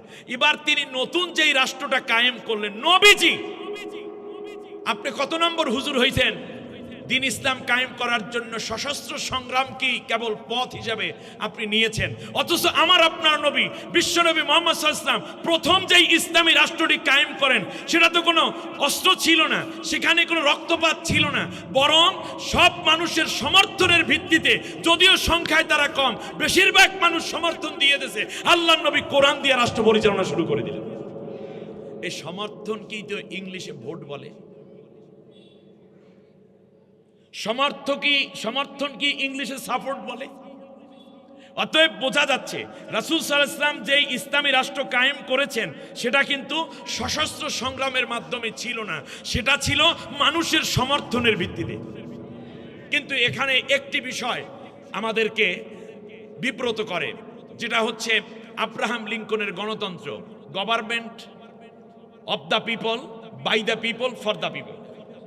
জি, তাহলে বোঝা যায় যে এখানে জনগণের সরকার, জনগণ দ্বারা পরিচালিত সরকার এবং জনগণের নিমিত্তে সরকার। তাহলে এইটা যদি হয় তাহলে রাসূল সাল্লাল্লাহু আলাইহি ওয়াসাল্লাম তো প্রথমে জনগণ দ্বারাই পরিচালিত সরকার প্রতিষ্ঠা করেছিলেন, ঠিক না? এরপরে আরো বেশি রাষ্ট্রকে সুসংহত করার জন্য আল্লাহ নবী সাল্লাল্লাহু আলাইহি ওয়াসাল্লাম একটা সনদ তৈরি করলেন। সেই সনদের নাম কি ছিল? Medina, the charter of Medina. সেখানে সব ধর্মের লোকদের ধর্ম পালনের অধিকার দেয়া হয়েছে, নাগরিক অধিকার দেয়া হয়েছে, অর্থনৈতিক স্বাধীনতা দেয়া হয়েছে, সংস্কৃতির বিকাশের স্বাধীনতা দেয়া হয়েছে, স্বাধীনতা সার্বভৌমত্ব রক্ষার জন্য কমিটমেন্ট করা হয়েছে। আল্লাহ নবী সাল্লাল্লাহু আলাইহি ওয়াসাল্লামের রাষ্ট্রের মধ্যে অন্যের ধর্মের লোক বেশি থাকার পরেও প্রথম রাষ্ট্রটিতে আল্লাহ নবী সাল্লাল্লাহু আলাইহি ওয়াসাল্লাম কোনো গণতান্ত্রিক চর্চার এই জায়গাটা আল্লাহ নবী ধ্বংস করলেন না। এখন আপনারা বলতে পারেন যে সর্বময় ক্ষমতার অধিকারী জনগণ না আল্লাহ, এবং সার্বভৌমত্বের মালিক জনগণ না আল্লাহ? অতএব একটি ইসলামী দল যখন এই স্বীকার করে যে এই জনগণ নয় বরং এই সার্বভৌমত্বের মালিক আল্লাহ এবং ক্ষমতার উৎস আল্লাহ, আর যদি মানুষের সমর্থন নিয়ে তারা পার্লামেন্ট গঠন করতে চায় তাহলে আল্লাহ নবী সাল্লাল্লাহু আলাইহি ওয়াসাল্লামের সুন্নতের সাথে পুরোপুরি মিলে যায়। সুতরাং সশস্ত্র সংগ্রাম হবে তখন ওই রাষ্ট্র যদি অন্য কেউ দখল করতে আসে। সুতরাং আমার দেশ যদি অন্য কোনো বহির রাষ্ট্র আক্রমণ করে অন্যায়ভাবে, তখন জীবনপণ লড়াই করে দেশ এবং ইসলাম রক্ষা করবে। সেই যুদ্ধের কথা আপনি একটি স্বাধীন রাষ্ট্রের ভিতর ঢুকাইয়া দিয়া শেষ পর্যন্ত এইভাবে কিচ্ছু হবে না, বরং সশস্ত্র আপনি কার বিরুদ্ধে অস্ত্র ধরবেন? আল্লাহ নবী তো অস্ত্র ধরেন নাই। কথায় কোনো ভেজাল আছে? আল্লাহ নবী সাল্লাল্লাহু আলাইহি ওয়াসাল্লাম রাষ্ট্র কায়েম করলেন, কারণ রাসূল সাল্লাল্লাহু আলাইহি ওয়াসাল্লাম দেখছেন মক্কায় খেদমত করে মানুষের দোরগোড়া পর্যন্ত যাওয়া যায় না, সত্যিকার কাঙ্ক্ষিত কিছু করা যায় না। এই জন্য রাসূল সাল্লাল্লাহু আলাইহি ওয়াসাল্লাম দোয়া করলেন, রব্বি আদখিলনি মুদখালা সিদকি ওয়া আখরিজনি মুখরাজা সিদিক ওয়াজআলনি মিন লাদুনকা সুলতানান নাসিরা। আল্লাহ তুমি আমারে একটা সাহায্যকারী রাষ্ট্র ক্ষমতা দাও, তার কারণ চোরের হাত কেটে দাও। এটা খানকার কাজ নাকি রাষ্ট্রের কাজ? রাষ্ট্রের কাজ। আচ্ছা বলেন, জেনাকারের শাস্তি দাও, এটা কি রাষ্ট্রের দায়িত্ব নাকি মানে বক্তার দায়িত্ব নাকি রাষ্ট্রের দায়িত্ব? মদ নিষিদ্ধ, এটা আইন করবে কে? এই বুজুর্গরা করবে মসজিদে বৈশা নাকি সংসদে বৈশা এমপি এবং মন্ত্রীরা করবে? অতএব এই জুডিশিয়াল ল যেগুলো আছে এগুলো আল্লাহ রব্বুল আলামিনের বিধানটা জমিনে শান্তির জন্য আল্লাহ নবী মদিনায় কায়েম করলেন। ওই মদিনার নাম হয়ে গেল সোনার মদিনা। আমরাও একটা রাষ্ট্রে বাস করি, এইটার নাম সোনার বাংলা, ঠিক কিনা বলেন? যে বেটা এই সোনার বাংলা উপাধি দিল মরার আগে আফসোস করে বলে গেছে সবাই পায় তেলের খনি, স্বর্ণের খনি, আর আমি পেয়েছি। আপনি চোরের খনি তো পাবেনই, তার কারণ আল্লাহ নবী সাল্লাল্লাহু আলাইহি ওয়াসাল্লাম প্রথমে সোনার মানুষ তৈরি করেছেন, তারপরে রাষ্ট্রকে সোনার রাষ্ট্র বানিয়েছেন, আর আপনি চোরগুলো দিয়ে সোনার রাষ্ট্র বানাতে চেয়েছেন। অতএব আগামীর পার্লামেন্ট সোনার মানুষের হাতে যদি তুলে দেওয়া যায় তাহলেই কেবল সোনার বাংলা প্রকৃত রূপ পাবে, ঠিক কিনা বলেন? একটা দুইটা ঘটনা বলে শেষ করি।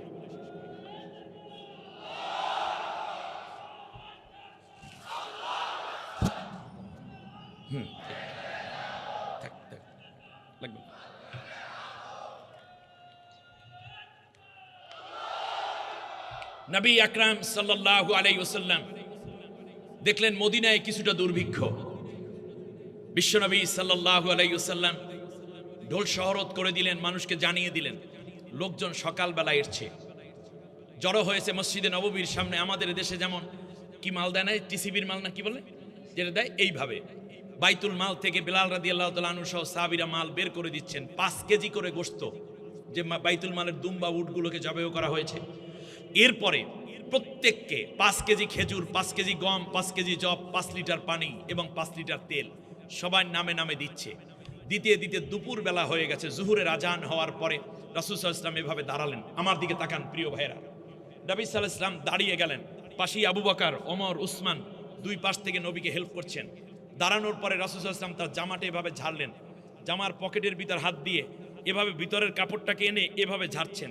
সাহাবীগণ আরজ করল, ইয়া রাসূলুল্লাহ লিমা সনাতা হাদা ইয়া নবী আল্লাহ সাল্লাল্লাহু আলাইহি ওয়াসাল্লাম, হে রাসূল এটা কেন করলেন? আল্লাহর নবী বললেন, আবু বকর, ওমর শোনো, আমি গরিবের মাল দরিদ্রদের মাঝে বন্টন করে দিয়েছি। দরিদ্রর মাল দরিদ্ররাই পেয়েছে, গরিবের মাল গরিবরা পেয়েছে, অথবা যাদের প্রয়োজন তারা পেয়েছে এই বাইতুল মাল। কিন্তু এই মালামাল বন্টন করতে গিয়ে একটা গম কিংবা আধাটা জবও যদি আমার জামার কোনো পকেটের ভিতর পড়ে থাকে, আর সেই জামা নিয়ে যদি আমি নামাজ পড়ি, তাহলে এই নামাজ কোনোদিন আল্লাহর কাছে কবুল হবে না। এমন একটি রাষ্ট্র কি আপনারা দেখতে চান না? নবী সাল্লাল্লাহু আলাইহি ওয়াসাল্লামের পরে আসলো আবু বকর রাদিয়াল্লাহু তাআলা আনহু। শুনুন, আবু বকর রাদিয়াল্লাহু তাআলা আনহু, তার বেতন মাসিক নির্ধারণ করা হয়েছিল 250 দিনার, 250 দিরহাম। পরবর্তীতে আমরা জানি তার স্ত্রী একদিন বলল যে, স্বামী আমার ঈদ আসতেছে, রমজান মাস প্রায় শেষ, 50টা দিরহাম বাড়াই আনেন। হযরতে আবু বকর রাদিয়াল্লাহু তাআলা আনহু চলে গেলেন ট্রেজারারের কাছে, গিয়ে বললেন, আমাকে 50 দিরহাম বাড়াইয়া দাও, আর 5 মাসে 10 দিরহাম করে কেটে কেটে আমার বেতন থেকে 240 করে দিও। 10 দিরহাম করে 5 মাসে বাইতুল মালের টাকা তুমি জমা করে নিয়ে যাও, আমার ঋণ মুক্ত হয়ে যাব। 5 মাসের জন্য 50 দিরহাম দাও। কাগজ একটা হাতে নিয়ে ট্রেজারার লিখছে, শুনুন শুনুন, লিখছে যে 3 শর্তে টাকা দিতে পারি। 1 নম্বর শর্ত, আগামী 5 মাস আপনি বাঁচবেন সেই নিশ্চয়তা দিতে হবে। দ্বিতীয় হচ্ছে, আপনি 5 মাস রাষ্ট্র ক্ষমতায় থাকবেন সেই নিশ্চয়তা দিতে হবে। ক্ষমতায় না থাকলে আপনি বেতন দেবেন, টাকা দেবেন, উসুল করবেন কোত্থেকে? তৃতীয় হচ্ছে, আপনার অবর্তমানে যদি আপনি মরে যান, ক্ষমতা চুদান, কে কে দিবে, এরকম 3 জনের নাম এখানে দিতে হবে। হযরত আবু বকর রাদিয়াল্লাহু আনহু বললেন, দোয়া চাই মাপ চাই, আমার টাকা দরকার নেই। বাসায় চলে গেছেন। স্ত্রী বললেন, পান নাই টাকা? বলল না। সেই মাস থেকে তার স্ত্রী প্রত্যেক মাসে 10 দিরহাম করে আলাদা করে বিছানার নিচে টাকা জমান শুরু করে দিলেন। 1 বছর পরে আবার রমজান আসলো। এইবার কদরের পরে তার স্ত্রী বাজার করলেন, টুপি, জামা, পাঞ্জাবি, তোফ, জুতা, এইরকম ভালো ভালো ড্রেস কিনলেন আবু বকরের জন্য, সন্তানদের জন্য ভালো খাবার কিনলেন। ঈদের দিন সকালবেলা সবগুলো স্বামীর হাতে তুলে দিলেন, বাচ্চাদেরকে পড়ালেন। স্ত্রী উম্মে রুম্মান, তিনিও ভালো জামা কাপড় পরলেন। সামনে খাবার দেখে আবু বকর জিজ্ঞেস করছেন, এত আয়োজন, এত জামা পোশাক, তুমি টাকা পেয়েছো কোথায়? টোটাল জমা হয়েছে 120 দিরহাম 1 বছরে, 12 মাস। বললেন যে, বলবো পরে, খেয়ে নেন, সব হালাল, একটাও হারাম না। স্ত্রী নির্ভয়তা তাকে যখন জানালেন, এগুলো খেলেন। খাওয়ার পরে এবার চলে যাচ্ছেন ঈদগাহে নামাজ পড়াতে। আবু বকর বললেন যে, একটু বলো টাকাটা কোথায়? বললো যে, ওই যে আপনি আনতে পারেন নাই যেই মাস থেকে, তার পরের মাস থেকে আমি 10 দিরহাম করে আলাদা নিয়ে 240 দিরহাম দিয়ে সংসার চালাইছি। আবু বকর রাদিয়াল্লাহু তাআলা মুস্কি হাসি দিয়ে বললেন, তুমি বড়ই ভাগ্যবতী, তোমার মতো স্ত্রী আমি পেয়েছি, আমি বড় ভাগ্যবান, তুমি অনেক বুদ্ধিমতী, খুবই ভালো। কিন্তু জানেন, নামাজ শেষ করে হযরত আবু বকর রাদিয়াল্লাহু তাআলা চলে গেলেন ওই ট্রেজারারের কাছে, যার কাছে 50 দিরহাম ধার চেয়েছিলেন। প্রায় অর্ধেকটা পৃথিবীর শাসক তিনি। তিনি 50টা দিরহাম ব্যাংক থেকে, মানে বাইতুল মাল থেকে টাকা নেবেন, সেই জন্য সাহস করলেন না। এরপর তিনি গিয়ে বললেন যে, একটা কাজ করো, এখন থেকে আমার বেতন হবে 240 দিরহাম। তার কারণ আমার স্ত্রী পুরো 1 বছর 240 দিরহাম খরচ করে আমার সংসার ভালো চালিয়েছে। জনগণের এই 250 দিরহাম নিলে 10 দিরহাম অতিরিক্ত হয়ে যাবে। কাল কিয়ামতের ময়দানে আমার এত বেতন, আমার এত হাদিয়া, এইটা যদি বেশি হয়, কিয়ামতের ময়দানে আমি মানুষের কাছে কি জবাব দেব, আর আল্লাহর কাছেই বা কিভাবে ধরা খেয়ে যাব? সুতরাং এখন থেকে আমার বেতন 240 করে ধরে দাও, 250 দেওয়ার দরকার নেই। এমন একটি শাসন কি আমরা চাই না? হযরতে ওমর রাদিয়াল্লাহু তাআলা আনহু ওই সময় ছিলেন চিফ জাস্টিস। আবু বকর রাদিয়াল্লাহু আনহুর শাসন আমলে 2 বছরের মধ্যে কোনো বিচার তার আদালতে আসে নাই। প্রধান বিচারপতি এসে আবু বকরকে বলছেন যে আবু বকর, আপনি আমাকে এমন একটা কাজের জায়গায় কেন পাঠালেন যেই জায়গায় কোনো কাজই নেই? বলে মানে? বলল যে এই 2 বছরে একটা মামলাও রুজু হয় নাই আমার কাছে। বলে কি বলো? লিমাযা লাম ইয়াজিউকা লিল মুকদ্দমা, বুখারী শরীফের ইবারত। জিজ্ঞেস করলো কেন মানুষের তোমার কাছে মামলা দিতে আসে না? মামলা না আসার কারণ 3টাই। 1 নম্বর হলে ন্যায় বিচার পাওয়ার ন্যূনতম আশা না থাকলেও মানুষ মামলা করতে যায় না, যেটা হয়েছিল স্বৈর শাসকের সময়। দ্বিতীয় হচ্ছে মামলা করার পর উল্টা বিলে যদি আরো অত্যাচার আশঙ্কা থাকে তাহলে ভয়ে মানুষ মামলা করতে যায়। সিলেটের মাইরে ফেলাইছে, এখন মামলা করলে আরো যদি ঝামেলা হয়। আমাদের উসমান হাদির ভাই, উসমান হাদির পরিবার আজকে আতঙ্কিত যে বিচারের দাবিতে নামলে তাদের উপরেও অ্যাটাক হয় কিনা। কি এক দেশে বাস করি আমরা? এমন বাংলাদেশ চাই না। আমরা চাই এমন একটি স্বাধীন সার্বভৌম বাংলাদেশ, যেই বাংলাদেশে ইনসাফ কায়েম হবে, ন্যায় বিচার কায়েম হবে। যে অন্যায় করবে চূড়ান্তভাবে তার শাস্তি ভোগ করতেই হবে। সম্মানিত ভাইরা, একটু প্লিজ এবার শুনুন। হযরতে আবু বকর রাদিয়াল্লাহু আনহু বললেন, আর একটা হচ্ছে এই যে যদি কোনো সমস্যা না থাকে তাহলে মামলা হয় না, তোমার কাছে কেন? হযরত আবু ওমর রাদিয়াল্লাহু তাআলা বললেন, অহুম ইয়ামতাসিলুনাল কুরআন ওয়াস সুন্নাহ, এই দেশের মানুষ কোরআনের আইনে চলে, এই দেশের মানুষ আল্লাহর নবীর আদর্শে চলে, এই দেশের মানুষ জানে কোনটা ন্যায় কোনটা অন্যায়। তারা বিভিন্ন মাধ্যমে, শিক্ষার মাধ্যমে, সংস্কৃতির মাধ্যমে, কিতাবপত্রের মাধ্যমে জেনে ফেলেছে কার অধিকার কি। অতএব যে যার অধিকার দিয়ে দেয়, এজন্য মানুষ মামলা করে না, হত্যা হয় না, রক্তক্ষরণ হয় না। সুতরাং এই জন্য আদালতে কেউ আসে না। এমন একটি বাংলাদেশ কবে হবে যেই দিন একটি প্রাণও অন্যায়ভাবে ঝরে পড়বে না? সেজন্য চাই অহুম ইয়ামতাসিলুনাল কোরআন ওয়াস সুন্নাহ। এই আবু বকর যেদিন ইন্তেকাল হবেন, ওমরকে ডেকে বললেন, ওমর, আমার জন্য না নতুন কোনো কাফনের কাপড় দরকার নেই। ওমর রে, গতকাল স্বপ্নে দেখছি আল্লাহর নবী তার 2টা হাত আমাকে বাড়িয়ে দিয়েছেন, আমার নাকের মধ্যে এখন জান্নাতের সুঘ্রাণ পেতেছি, 3 বছর রাষ্ট্র পরিচালনা করলাম। ওমর, তুমি আমার পাশে থেকো, আমাকে তুমি গোসল করাবে, গোসলের পরে নতুন কোন কাফনের কাপড় এনে আমাকে দাফন করানোর দরকার নাই। ওমর, আমার গায়ের মাপ দিয়ে আমি সুস্থ অবস্থায় 3খান কাপড় সুন্দর করে ধুয়ে মুছে ওই বাক্সর মধ্যে রেখে দিয়েছি। এই 3খান কাপড় দিয়ে আমার শেষ বিদায় করে দিবে, আমার জানাজা তুমি ইমামতি করবে। ওমর মনে রাখবে, নতুন কাপড় কিংবা কবরস্থান কোথায় হলো তার উপর ভিত্তি করে মানুষের জান্নাত জাহান্নাম হয় না। জান্নাত জাহান্নাম হয় তার আমলের উপরে। নেক আমল করলে আল্লাহ তার জন্য জান্নাতের শান্তি দিয়ে দিবে। আর আমি যখন দাফন হয়ে যাব, তার আগ মুহূর্তে যদিও নবী আমাকে বলে গেছেন তার জীবদ্দশায় তার ডান পাশে আমাকে কবর দিতে, কিন্তু 3 বছর রাষ্ট্র চালাইলাম, যদি কোনো মানুষের হক নষ্ট করে থাকি, যদি কোনো ইয়াতিমকে ধমক দিয়ে থাকি, যদি কোনো বিধবার হক যদি আমি দিয়ে না থাকি, ন্যায় বিচার যদি করতে না পারি, তাহলে আল্লাহর কসম করে বলি নবীজি তার পাশে আমাকে জায়গা দিবেন না। আমার লাশটা নবীর কদমের পাশে রেখে দিবে। নবী যদি অনুমতি দেন তুমি সালাম দিবে নবীকে এবং বলবে আপনার আবু বকর আপনার পাশে। যদি আল্লাহর নবী অনুমতি দেন তাহলেই কেবল তার পাশে তুমি আমাকে শোয়াইবা, আর না হলে দুনিয়ার যে কোনো এক জায়গায় আমি আবু বকরকে শোয়াইয়া দিও। আমার বন্ধুগণ, এ হচ্ছে ইসলামী রাষ্ট্রের নবীর পরের অবস্থা। এবারে আসুন আবু বকর রাদিয়াল্লাহু তাআলা আনহুর পরে ওমর আসলেন রাষ্ট্র ক্ষমতায়। গভীর রাত, রাষ্ট্রের কাজ করতেছেন, এমন সময় চলে আসলেন হযরতে আলী রাদিয়াল্লাহু তাআলা আনহু। উনি আবার ওমরের সময় চিফ জাস্টিস এসে নক করলেন, সালাম দিলেন, বলো কে? বলে আমি আলী এসেছি। দরজা খুলে দিলেন, 2 জন দাঁড়ানো। জিজ্ঞেস করলেন, আলী এত রাত তুমি কেন এসেছো, কি প্রয়োজন তোমার? হযরতে আলী রাদিয়াল্লাহু তাআলা আনহু বললেন, পারিবারিক একটা পরামর্শ নেয়ার জন্য আপনার কাছে এসেছি। হযরতে ওমর রাদিয়াল্লাহু আনহু তার সামনে একটা চেরাগ জ্বলতেছিল, মানে তেল দ্বারা জ্বালানো যেই কপি, ল্যাম্প, বাতি যা বলেন, এইটা সামনে জ্বলতেছিল। ফুক দিয়ে হযরতে ওমর রাদিয়াল্লাহু তাআলা নিভিয়ে দিলেন। আলী দাঁড়ানো। ঘরের ভিতর থেকে 5-7 মিনিট পরে একটা চেরাগ জ্বালিয়ে এনে, ল্যাম্প জ্বালিয়ে এনে 2 জনে কথা বললেন। কথাবার্তা শেষ, আলী চলে যাচ্ছেন। দাঁড়ানো অবস্থায় আলী জিজ্ঞেস করলেন, আপনি কি আমাকে চিনেন না? বলে চিনি তো, আমি আলী আসাদুল্লাহ, আমি জান্নাতের সুসংবাদ প্রাপ্ত সাহাবী, ফাতেমার স্বামী, হাসান হোসাইনের পিতা, আমি চিফ জাস্টিস। আপনি কেমন ভদ্রতা আমাকে দেখালেন, আপনার সামনে একটা বাতি জ্বলতেছিল, সেইটাকে নিভাইয়া দিলেন। পরে আমি চারাকটা ধরে ধরে দেখলাম এটার মধ্যে তেলও আছে। নিভাইলেন কেন? হযরতে আলী রাদিয়াল্লাহু তাআলা আনহুর কথা শুনে হযরতে ওমর রাদিয়াল্লাহু তাআলা আনহু কিছুটা থেমে গেলেন।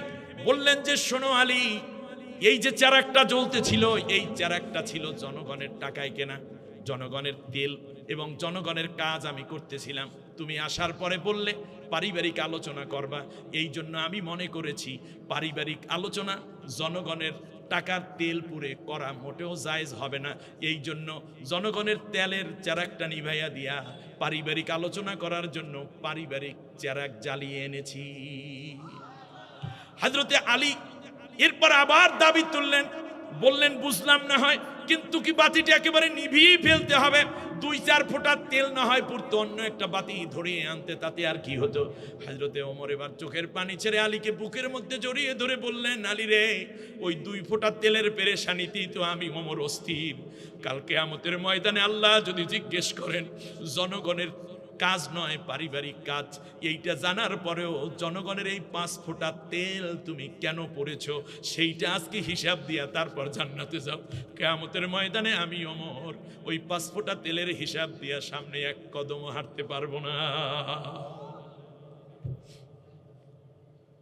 ইসলামী রাষ্ট্র আমরা শুধু শুনি, 54 বছর পর্যন্ত কত ওয়াজ গেল, কত নসিয়া গেল, কত আয়োজন গেল। এবার কি শুধুমাত্র একটা ইয়াকিন 3 প্রকার, একটা হচ্ছে হাক্কুল ইয়াকিন, না দেখেই বিশ্বাস করা, আরেকটা হলো ইলমুল ইয়াকিন, জ্ঞান দিয়ে আল্লাহকে বিশ্বাস করা, আর তৃতীয় হলো আইনুল ইয়াকিন, অর্থাৎ দেখে বিশ্বাস করা। হাক্কুল ইয়াকিনের যুগ শেষ, ইলমুল ইয়াকিনের যুগ। যারা আমরা একটু বয়স্ক হয়েছি, না জ্ঞান দিয়ে দিয়ে হ্যাঁ আল্লাহ আছে প্রমাণ দাও, আল্লাহ আছে প্রমাণ দাও, অনেক আল্লাহর অস্তিত্বের প্রমাণ নিয়ে বই লেখাই এই সেই হয়েছে। কিন্তু বর্তমান প্রজন্ম কিন্তু আইনুল ইয়াকিনে বিশ্বাস, ওরা দেখতে চায়। তার কারণ স্বৈর শাসক যতগুলো বই, সিনেমা, নাটক যা কিছু বানাইছে সব হইল তাদের উপার্জন, উন্নয়ন, ন্যায় বিচার, শাসন, মাথাপিছু আয় ইত্যাদি ইত্যাদি। কিন্তু আমাদের এই ছেলেরা, আমাদের ছাত্ররা, যুবকরা দেখছে যে আসলে এই মহিলা যা কয় সবই মিথ্যা কথা, এর একটাও ঠিক নেই। এই জন্য আইনুল ইয়াকিন বিজয় হয়েছে। ওই যে টেলিভিশনে যা দেখছে, শুনছে, বইয়ের মধ্যে পড়ছে বাচ্চারা, এগুলো বিজয় হয় নাই। বিজয় হয়েছে যেইটা দেখছে, সেইটা দেখছে অন্যায়, এই জন্য তারা অন্যায়ের প্রতিরোধ করতে গিয়ে ইনসাফের জন্য লড়াই করছে। ঠিক কিনা বলেন? অতএব আপনারা কি এখন হাক্কুল ইয়াকিন আর ইলমুল ইয়াকিনের মধ্যে থাকবেন? সম্মানিত পীর বুজুর্গগণ, সম্মানিত তবলিগ জামাতের ভাইরা, সম্মানিত আলিয়ার ভাইয়েরা, সম্মানিত মুরিদান, সম্মানিত সাথী ভাইয়েরা, সম্মানিত মুরব্বীগণ, সেখান থেকে ধরে কৃষক, শ্রমিক, রিক্সা চালক, ভ্যান চালক, সেখান থেকে বাড়িওয়ালা, ভাড়াটিয়া, যারাই আমরা আছি, এতদিন তো আমরা শুধু শুনছি ইসলাম শান্তি, ইসলাম শান্তি, ইসলাম শান্তি। ইসলামী দল ক্ষমতায় গেলে কোশ্চিন কালো, চুরি হবে না, ডাকাতি হবে না, বদমাইশি হবে না, খুন হবে না, এরপরে দুর্নীতি হবে না, ঘুষ দেওয়া লাগবে না, সেবা আমার ঘরের পাশে পৌঁছে যাইবে। আবু বকর এই কাজ করছেন, ওমর এই কাজ করছেন, উসমান এই কাজ করছেন, আলী এই কাজ করছেন। এতদিন পড়েছি, জ্ঞানে দিয়েছি। এইবার এই প্রজন্ম হইল, এই জেনজিরা হইল আইনুল ইয়াকিনে বিশ্বাস করে। এই আইনুল ইয়াকিনে বিশ্বাস করতে গিয়ে তারা বিভিন্ন ইউনিভার্সিটির ছাত্র সংসদ নির্বাচনে কিন্তু ইসলামপন্থীদেরকে বিজয় দিয়েছে। অতএব আমরা এখন আর হাক্কুল ইয়াকিন আর ইলমুল ইয়াকিন ছেড়ে এইবার আইনুল ইয়াকিন। এতদিন আবু বকরের শাসন ওয়াজের মধ্যে পড়েছি, ওমরের শাসন ব্যবস্থা আমরা ওয়াজের মধ্যে শুনেছি এবং টেলিভিশনে বিভিন্ন আলেমদের কাছে শুনেছি, বইয়ের মধ্যে পড়েছি। এইবার আগামী দিনে আমরা আবু বকর, ওমর, উসমান, আলী, তলহা, জুবাইর, খাব্বাব, খুবাইব আল্লাহর কোরআন দিয়ে যে ইনসাফ ভিত্তিক রাষ্ট্র কায়েম করেছেন, সেইটা আমরা কি আরো শুনবো নাকি দেখবো? কে কে দেখতে চান? দুইটা হাত উঁচু করে আল্লাহকে দেখা।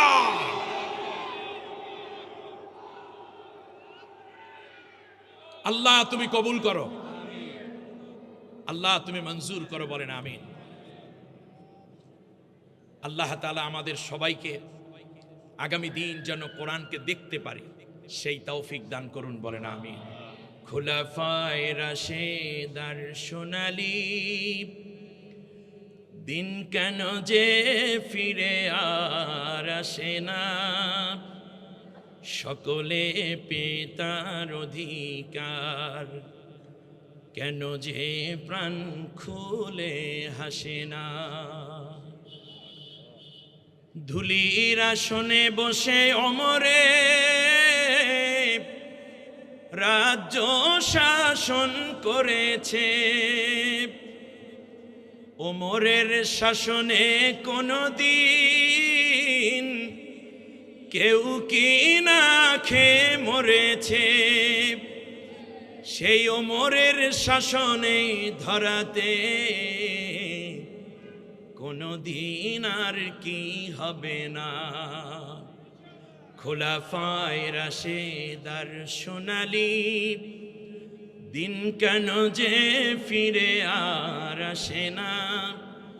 সকলে পেতার অধিকার, কেন যে প্রাণ খুলে হাসে না? বলেন আমিন। আসবে আসবে আবার ওমর তারিখ, আসবে আবার মুসা খালিদ, কাটিবে শঙ্কা এই কালো রাত, জাগরণ জনতার ভাঙবেই নিত। কি ঘুম ভাঙবে তো? আফগান কাশ্মীর সবে হুঁশিয়ার, জাগতে হবে শোধ নিতে আবার। সোনালি দিনের তুমি হও মুজাহিদ, আসবে আবার ওমর তারিখ, আসবে আবার মুসা খালিদ। সবাই বলি আমিন। আখির দাওয়ানা আনিল হামদুলিল্লাহি রাব্বিল আলামিন। আসসালামু আলাইকুম ওয়া রাহমাতুল্লাহ। সম্মানিত ভাইরা, আমি একটু সুশৃঙ্খল একটা পরিবেশ, এমনিতে আছেন শান্ত, একটু দাঁড়াতে হবে কষ্ট করে, আমাকে মাফ করবেন। সবাই একটু দাঁড়ান। মাশাআল্লাহ, দেখেন কত ভালো আমার দেশের মানুষ। এই দেশে ইসলাম কায়েম হবে না, হবে কোথায়? ঠিক কিনা বলেন? এখন নামাজের মতো যে ডানে বামে তাকাইয়া কাতার সোজা করেন, ওইভাবে একটু সোজা করেন, বাঁকা কাতারগুলো সোজা করেন। এই কাতার সোজা না হলে কিন্তু হবে না। একটু প্লিজ কাতার সোজা করে বসুন। জি, কাতার সোজা করুন, ডানে বামে। নিচে তাকান, আপনি নিচে তাকান, আপনার পায়ের দিকে আপনি তাকান প্লিজ। আপনার পায়ের দিকে আপনি তাকালেই কাতার সোজা হয়ে যাবে। জি, দেখেন আপনার কারণে কাতার বাঁকা আছে কিনা। মাঝখানে ছোট্ট একটা স্পেস রাখতে হবে, ছোট্ট করে, যাতে করে আপনাদের জন্য আমাদের এই প্রিয় কাফেলা শাহবাগ মানব কল্যাণ সংস্থা যে আয়োজন করেছে, একটু তবারকের ব্যবস্থা রেখেছে। এই তবারক মানে খাবার নয়, এই তবারক মানে বরকতময় একটি উপকরণ। আপনি অসুস্থ, আপনি নিয়ত করে খান, ইনশাআল্লাহ আপনি সুস্থ হবেন। এখন একটা কথা আছে, সেটা হচ্ছে, এখন মনে করেন আল্লাহ না করুন যদি এমন হয় তবারকে শর্ট পড়ে গেছে, কি বিদ্রোহ করবেন নাকি? চেয়ার পিটাপিটি, কিলাকিলি, কারাকারি না, বরং একটা প্যাকেট খাবার প্রয়োজনে আমরা 3 জনে ভাগ করে খাই, ঠিক আছে? এক। দ্বিতীয় হচ্ছে, যদি আপনি দেখেন যে 2টা লওয়াই যায় কায়দা করে, একজনে 2টা, ঠিক আছে কিনা? এরকম করা যাবে? এটাকে আল্লাহর নবীর সুন্নতের মধ্যে পড়বে? সিরাত মাহফিলের আদবের সাথে যাবে?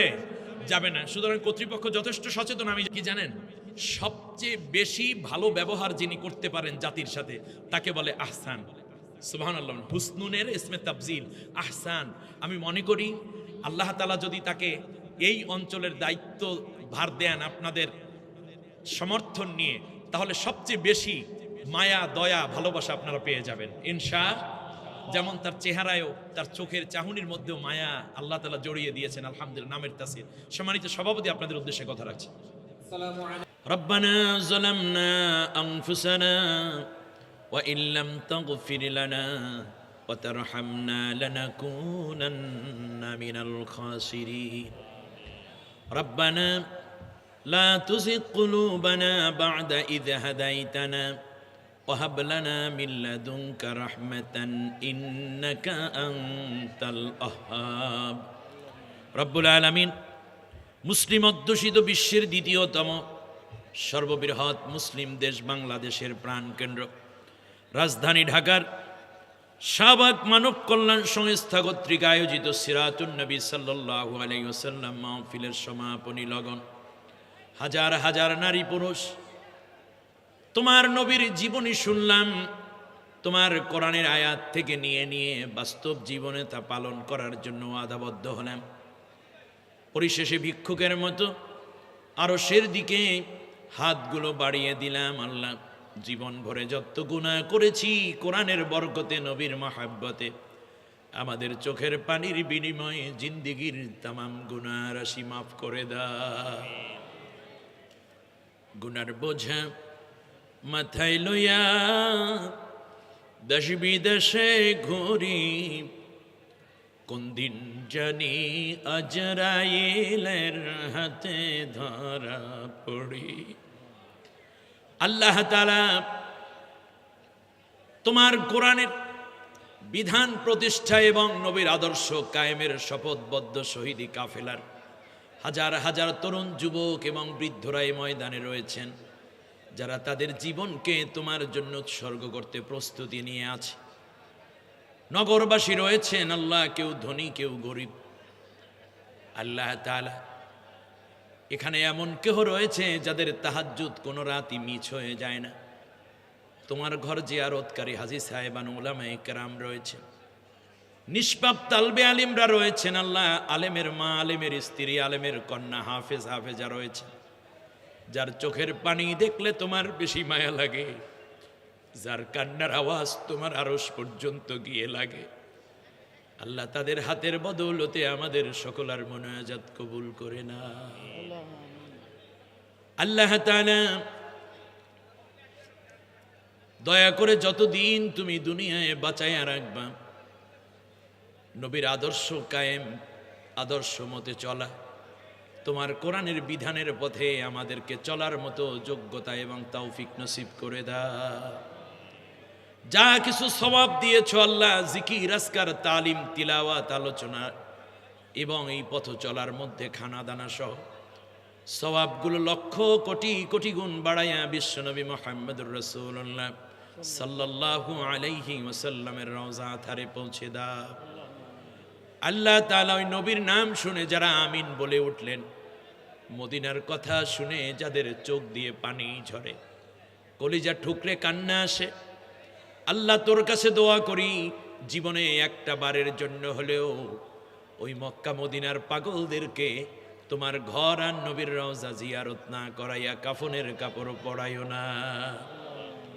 আল্লাহ তাআলা নবীর পাশে আবু বকর, ওমর জান্নাতুল বাকি, জান্নাতুল মুআল্লা হয়ে তামাম দুনিয়ার মাটির নিচে যত মুমিন মুমিনাত, ইমানদার, সালফে সালিহিন, শুহাদা, সিদ্দিকিন, আউলিয়ায়ে কেরাম, আম্বিয়া আলাইহিমুস সালাম, ন্যূনতম ঈমান নিয়েও যত নারী পুরুষ কবরবাসী, সকলার কবরে কবরে তুমি হাদিয়াগুলো পৌঁছে দিও। রব্বুল আলামিন, তোমার কাছে দুইটা হাত বাড়ালে সবচেয়ে বেশি মনে হয় মার কথা। জানি না হাত তোলা মুসল্লি ভাইদের মধ্যে, শ্রোতাদের মধ্যে কার মা জননী দুনিয়ার থেকে জনমের বিদায় হয়ে গেছে। এমন একটা সময় ছিল, ভাঙ্গা ঘর, মায়ের খানাটুকু গোপনে আমাদেরকে দিয়ে মা উপবাস এক গ্লাস পানি খেয়ে ওয়াক্ত কাটিয়ে দিয়েছিল। আজকে ঢাকায় আসলাম, ফ্ল্যাট কিনলাম, বাড়ি হলো, গাড়ি হলো, ব্যাংক ব্যালেন্স বেড়ে গেল, কিন্তু মায়ের মুখে একটা ভালো ফ্রুটস তুলে দিতে পারলাম না। শীতের দিনে মায়ের জন্য দামি একটা মোটা কম্বল দেওয়ার সুযোগ আর থাকলো না।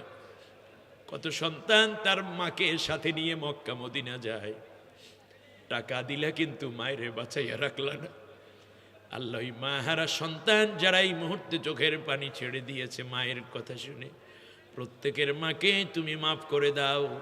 সকলকে আল্লাহ তুমি জান্নাতুল ফিরদাউসের মেহমান বানায়া দাও। বাবার কথা কেমনে ভুলি, মাথার ঘাম পায়ে ফেলে রক্ত পানি করা টাকা দিয়ে এমনও কোনো বাবা ছিলেন অন্যের বাড়ি কাজ করেছে, কখনো বা ঢাকাতে চৈত্র মাসের দিনেও রিক্সা চালাইছে, রাজ্য গালি করেছে। আজকে অনেককে টাকার মালিক বানাইলা, বড় ব্যবসায়ী বানাইলা, বিল্ডিংয়ের মালিক বানাইলা, ফ্ল্যাটের মালিক বানাইলা। কত মানুষ তার বাবাকে এই শীতে দামি চাদর কিনে দেয়, দামি পোশাক কিনে দেয়, গরম পোশাক। আল্লাহ তাআলা এই বাবাহারা সন্তান যারা কিচ্ছু দিতে পারলাম না, দুই ফোঁটা চোখের পানি তোমার হাতে তুলে দিল। নবীজি বলেছেন, কোন সন্তান যদি মা বাবার জন্য নাজাতের উসিলা করে, নাজাতের জন্য যদি হাত বাড়িয়ে আমি যদি আল্লাহর কাছে কান্না জুড়ে দেয়, চোখের পানি নাকের ডগায় আসার আগেই মা বাবাকে তুমি মাফ করে দাও। আল্লাহ তাআলা তাকাইয়া দেখো, মা হারা সন্তানগুলো কান্দে, বাবা হারা সন্তানগুলো কান্না করে। প্রত্যেকের চোখের পানির বরকতে সকলের মা বাবাকে মাফ করে জান্নাতুল ফেরদাউস নসিব করে দাও। মরিয়া গিয়াছে যার মা ও বাপ, আল্লাহ তুমি তাদের গুনাহ করো মাফ। রব্বির হামহুমা কামা রব্বায়ানি সগীরা। আমার সাথে সবাই পড়েন, রব্বির হামহুমা কামা রব্বায়ানি সগীরা। আল্লাহ তাআলা মা বাবা একজন কিংবা উভয় যাদের বেঁচে আছেন নেক হায়াত বাড়াইয়া দাও, খেদমত করে করে রহমত লাভের তৌফিক দাও। আল্লাহ তাআলা আমাদেরকে মা বাবা হারা করে দিও না। আমরা আমাদের সন্তানদের জন্য দোয়া করি, আল্লাহ আমাদের সন্তানদেরকে এমন নেককার বানাও আমাদের জন্য যেন একটু দোয়া করতে পারে। ওদেরকে তুমি মাদক সেবী বানাইও না, সন্ত্রাসী বানাইও না, জঙ্গি বানাইও না, আল্লাহ ইসলাম বিরোধী বানাইও না। তুমি ওদেরকে আলেম বানাও, মুফতি মুহাদ্দিস মুফাসসির কোরআনে হাফেজ বানাও, ডাক্তার ইঞ্জিনিয়ার বানাও, বুদ্ধিজীবী বানাও, কলামিস্ট বানাও, রাজনীতিবিদ বানাও। কিন্তু আল্লাহ তুমি ওদেরকে নাস্তিক কিংবা ইসলামের দুশ্মন বানাইও না। আল্লাহ তাআলা আমাদের শাহবাগ মানব কল্যাণ সংস্থাকে তুমি কবুল করে নাও। এর যতগুলো নেক উদ্দেশ্য আছে আল্লাহ তুমি বাস্তবায়নের জন্য তাদেরকে তৌফিক নসিব করে দাও। আল্লাহ শাহবাগবাসীকে রব্বুল আলামিন তুমি দয়া করে এই মানব সেবা সংগঠনের সাথে ঐক্যবদ্ধভাবে কাজ করে যাওয়ার তৌফিক দাও। নারীরা হাত পেতেছেন, জানি না কার মা নাই কার বাবা নাই, স্বামী হারাইয়া কে যেন কান্দে, কলিজার টুকরা সন্তান হারাইয়া কোন মা যেন কাটা কবুতরের মতো ছটফট করছে।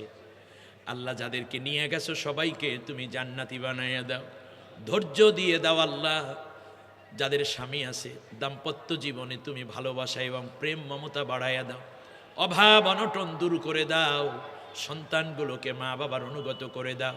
আল্লাহ তুমি নগরবাসীর উপরে তোমার রহমত এবং বরকত দিয়ে ভরপুর করে দাও। বাংলাদেশকে আল্লাহ তুমি নিরাপত্তা দাও। এই ছোট্ট বাংলাদেশটারে আল্লাহ তুমি কোনো জালেম খুনি কিংবা বাংলাদেশকে কোনো ষড়যন্ত্রকারীদের হাতে উঠাইয়া দিও না। আল্লাহ তাআলা বাংলাদেশকে রক্ষা করার জন্য আমার দেশের সেনাবাহিনী, নৌবাহিনী, বিমান বাহিনী, পুলিশ, র্যাব, গোয়েন্দা, ডিবি, ডিএসবি যারা এখলাসের সাথে কাজ করছেন, সীমান্তরক্ষী সকলেরকে আল্লাহ তুমি তোমার রহমত দিয়ে শক্তিশালী করে দাও। আল্লাহ আমার দেশ নিয়ে যারা ষড়যন্ত্র করে ওদেরকে আল্লাহ তুমি জাতির সামনে উলঙ্গ করে দাও, খুনিদেরকে আল্লাহ তুমি ধরাইয়া দাও।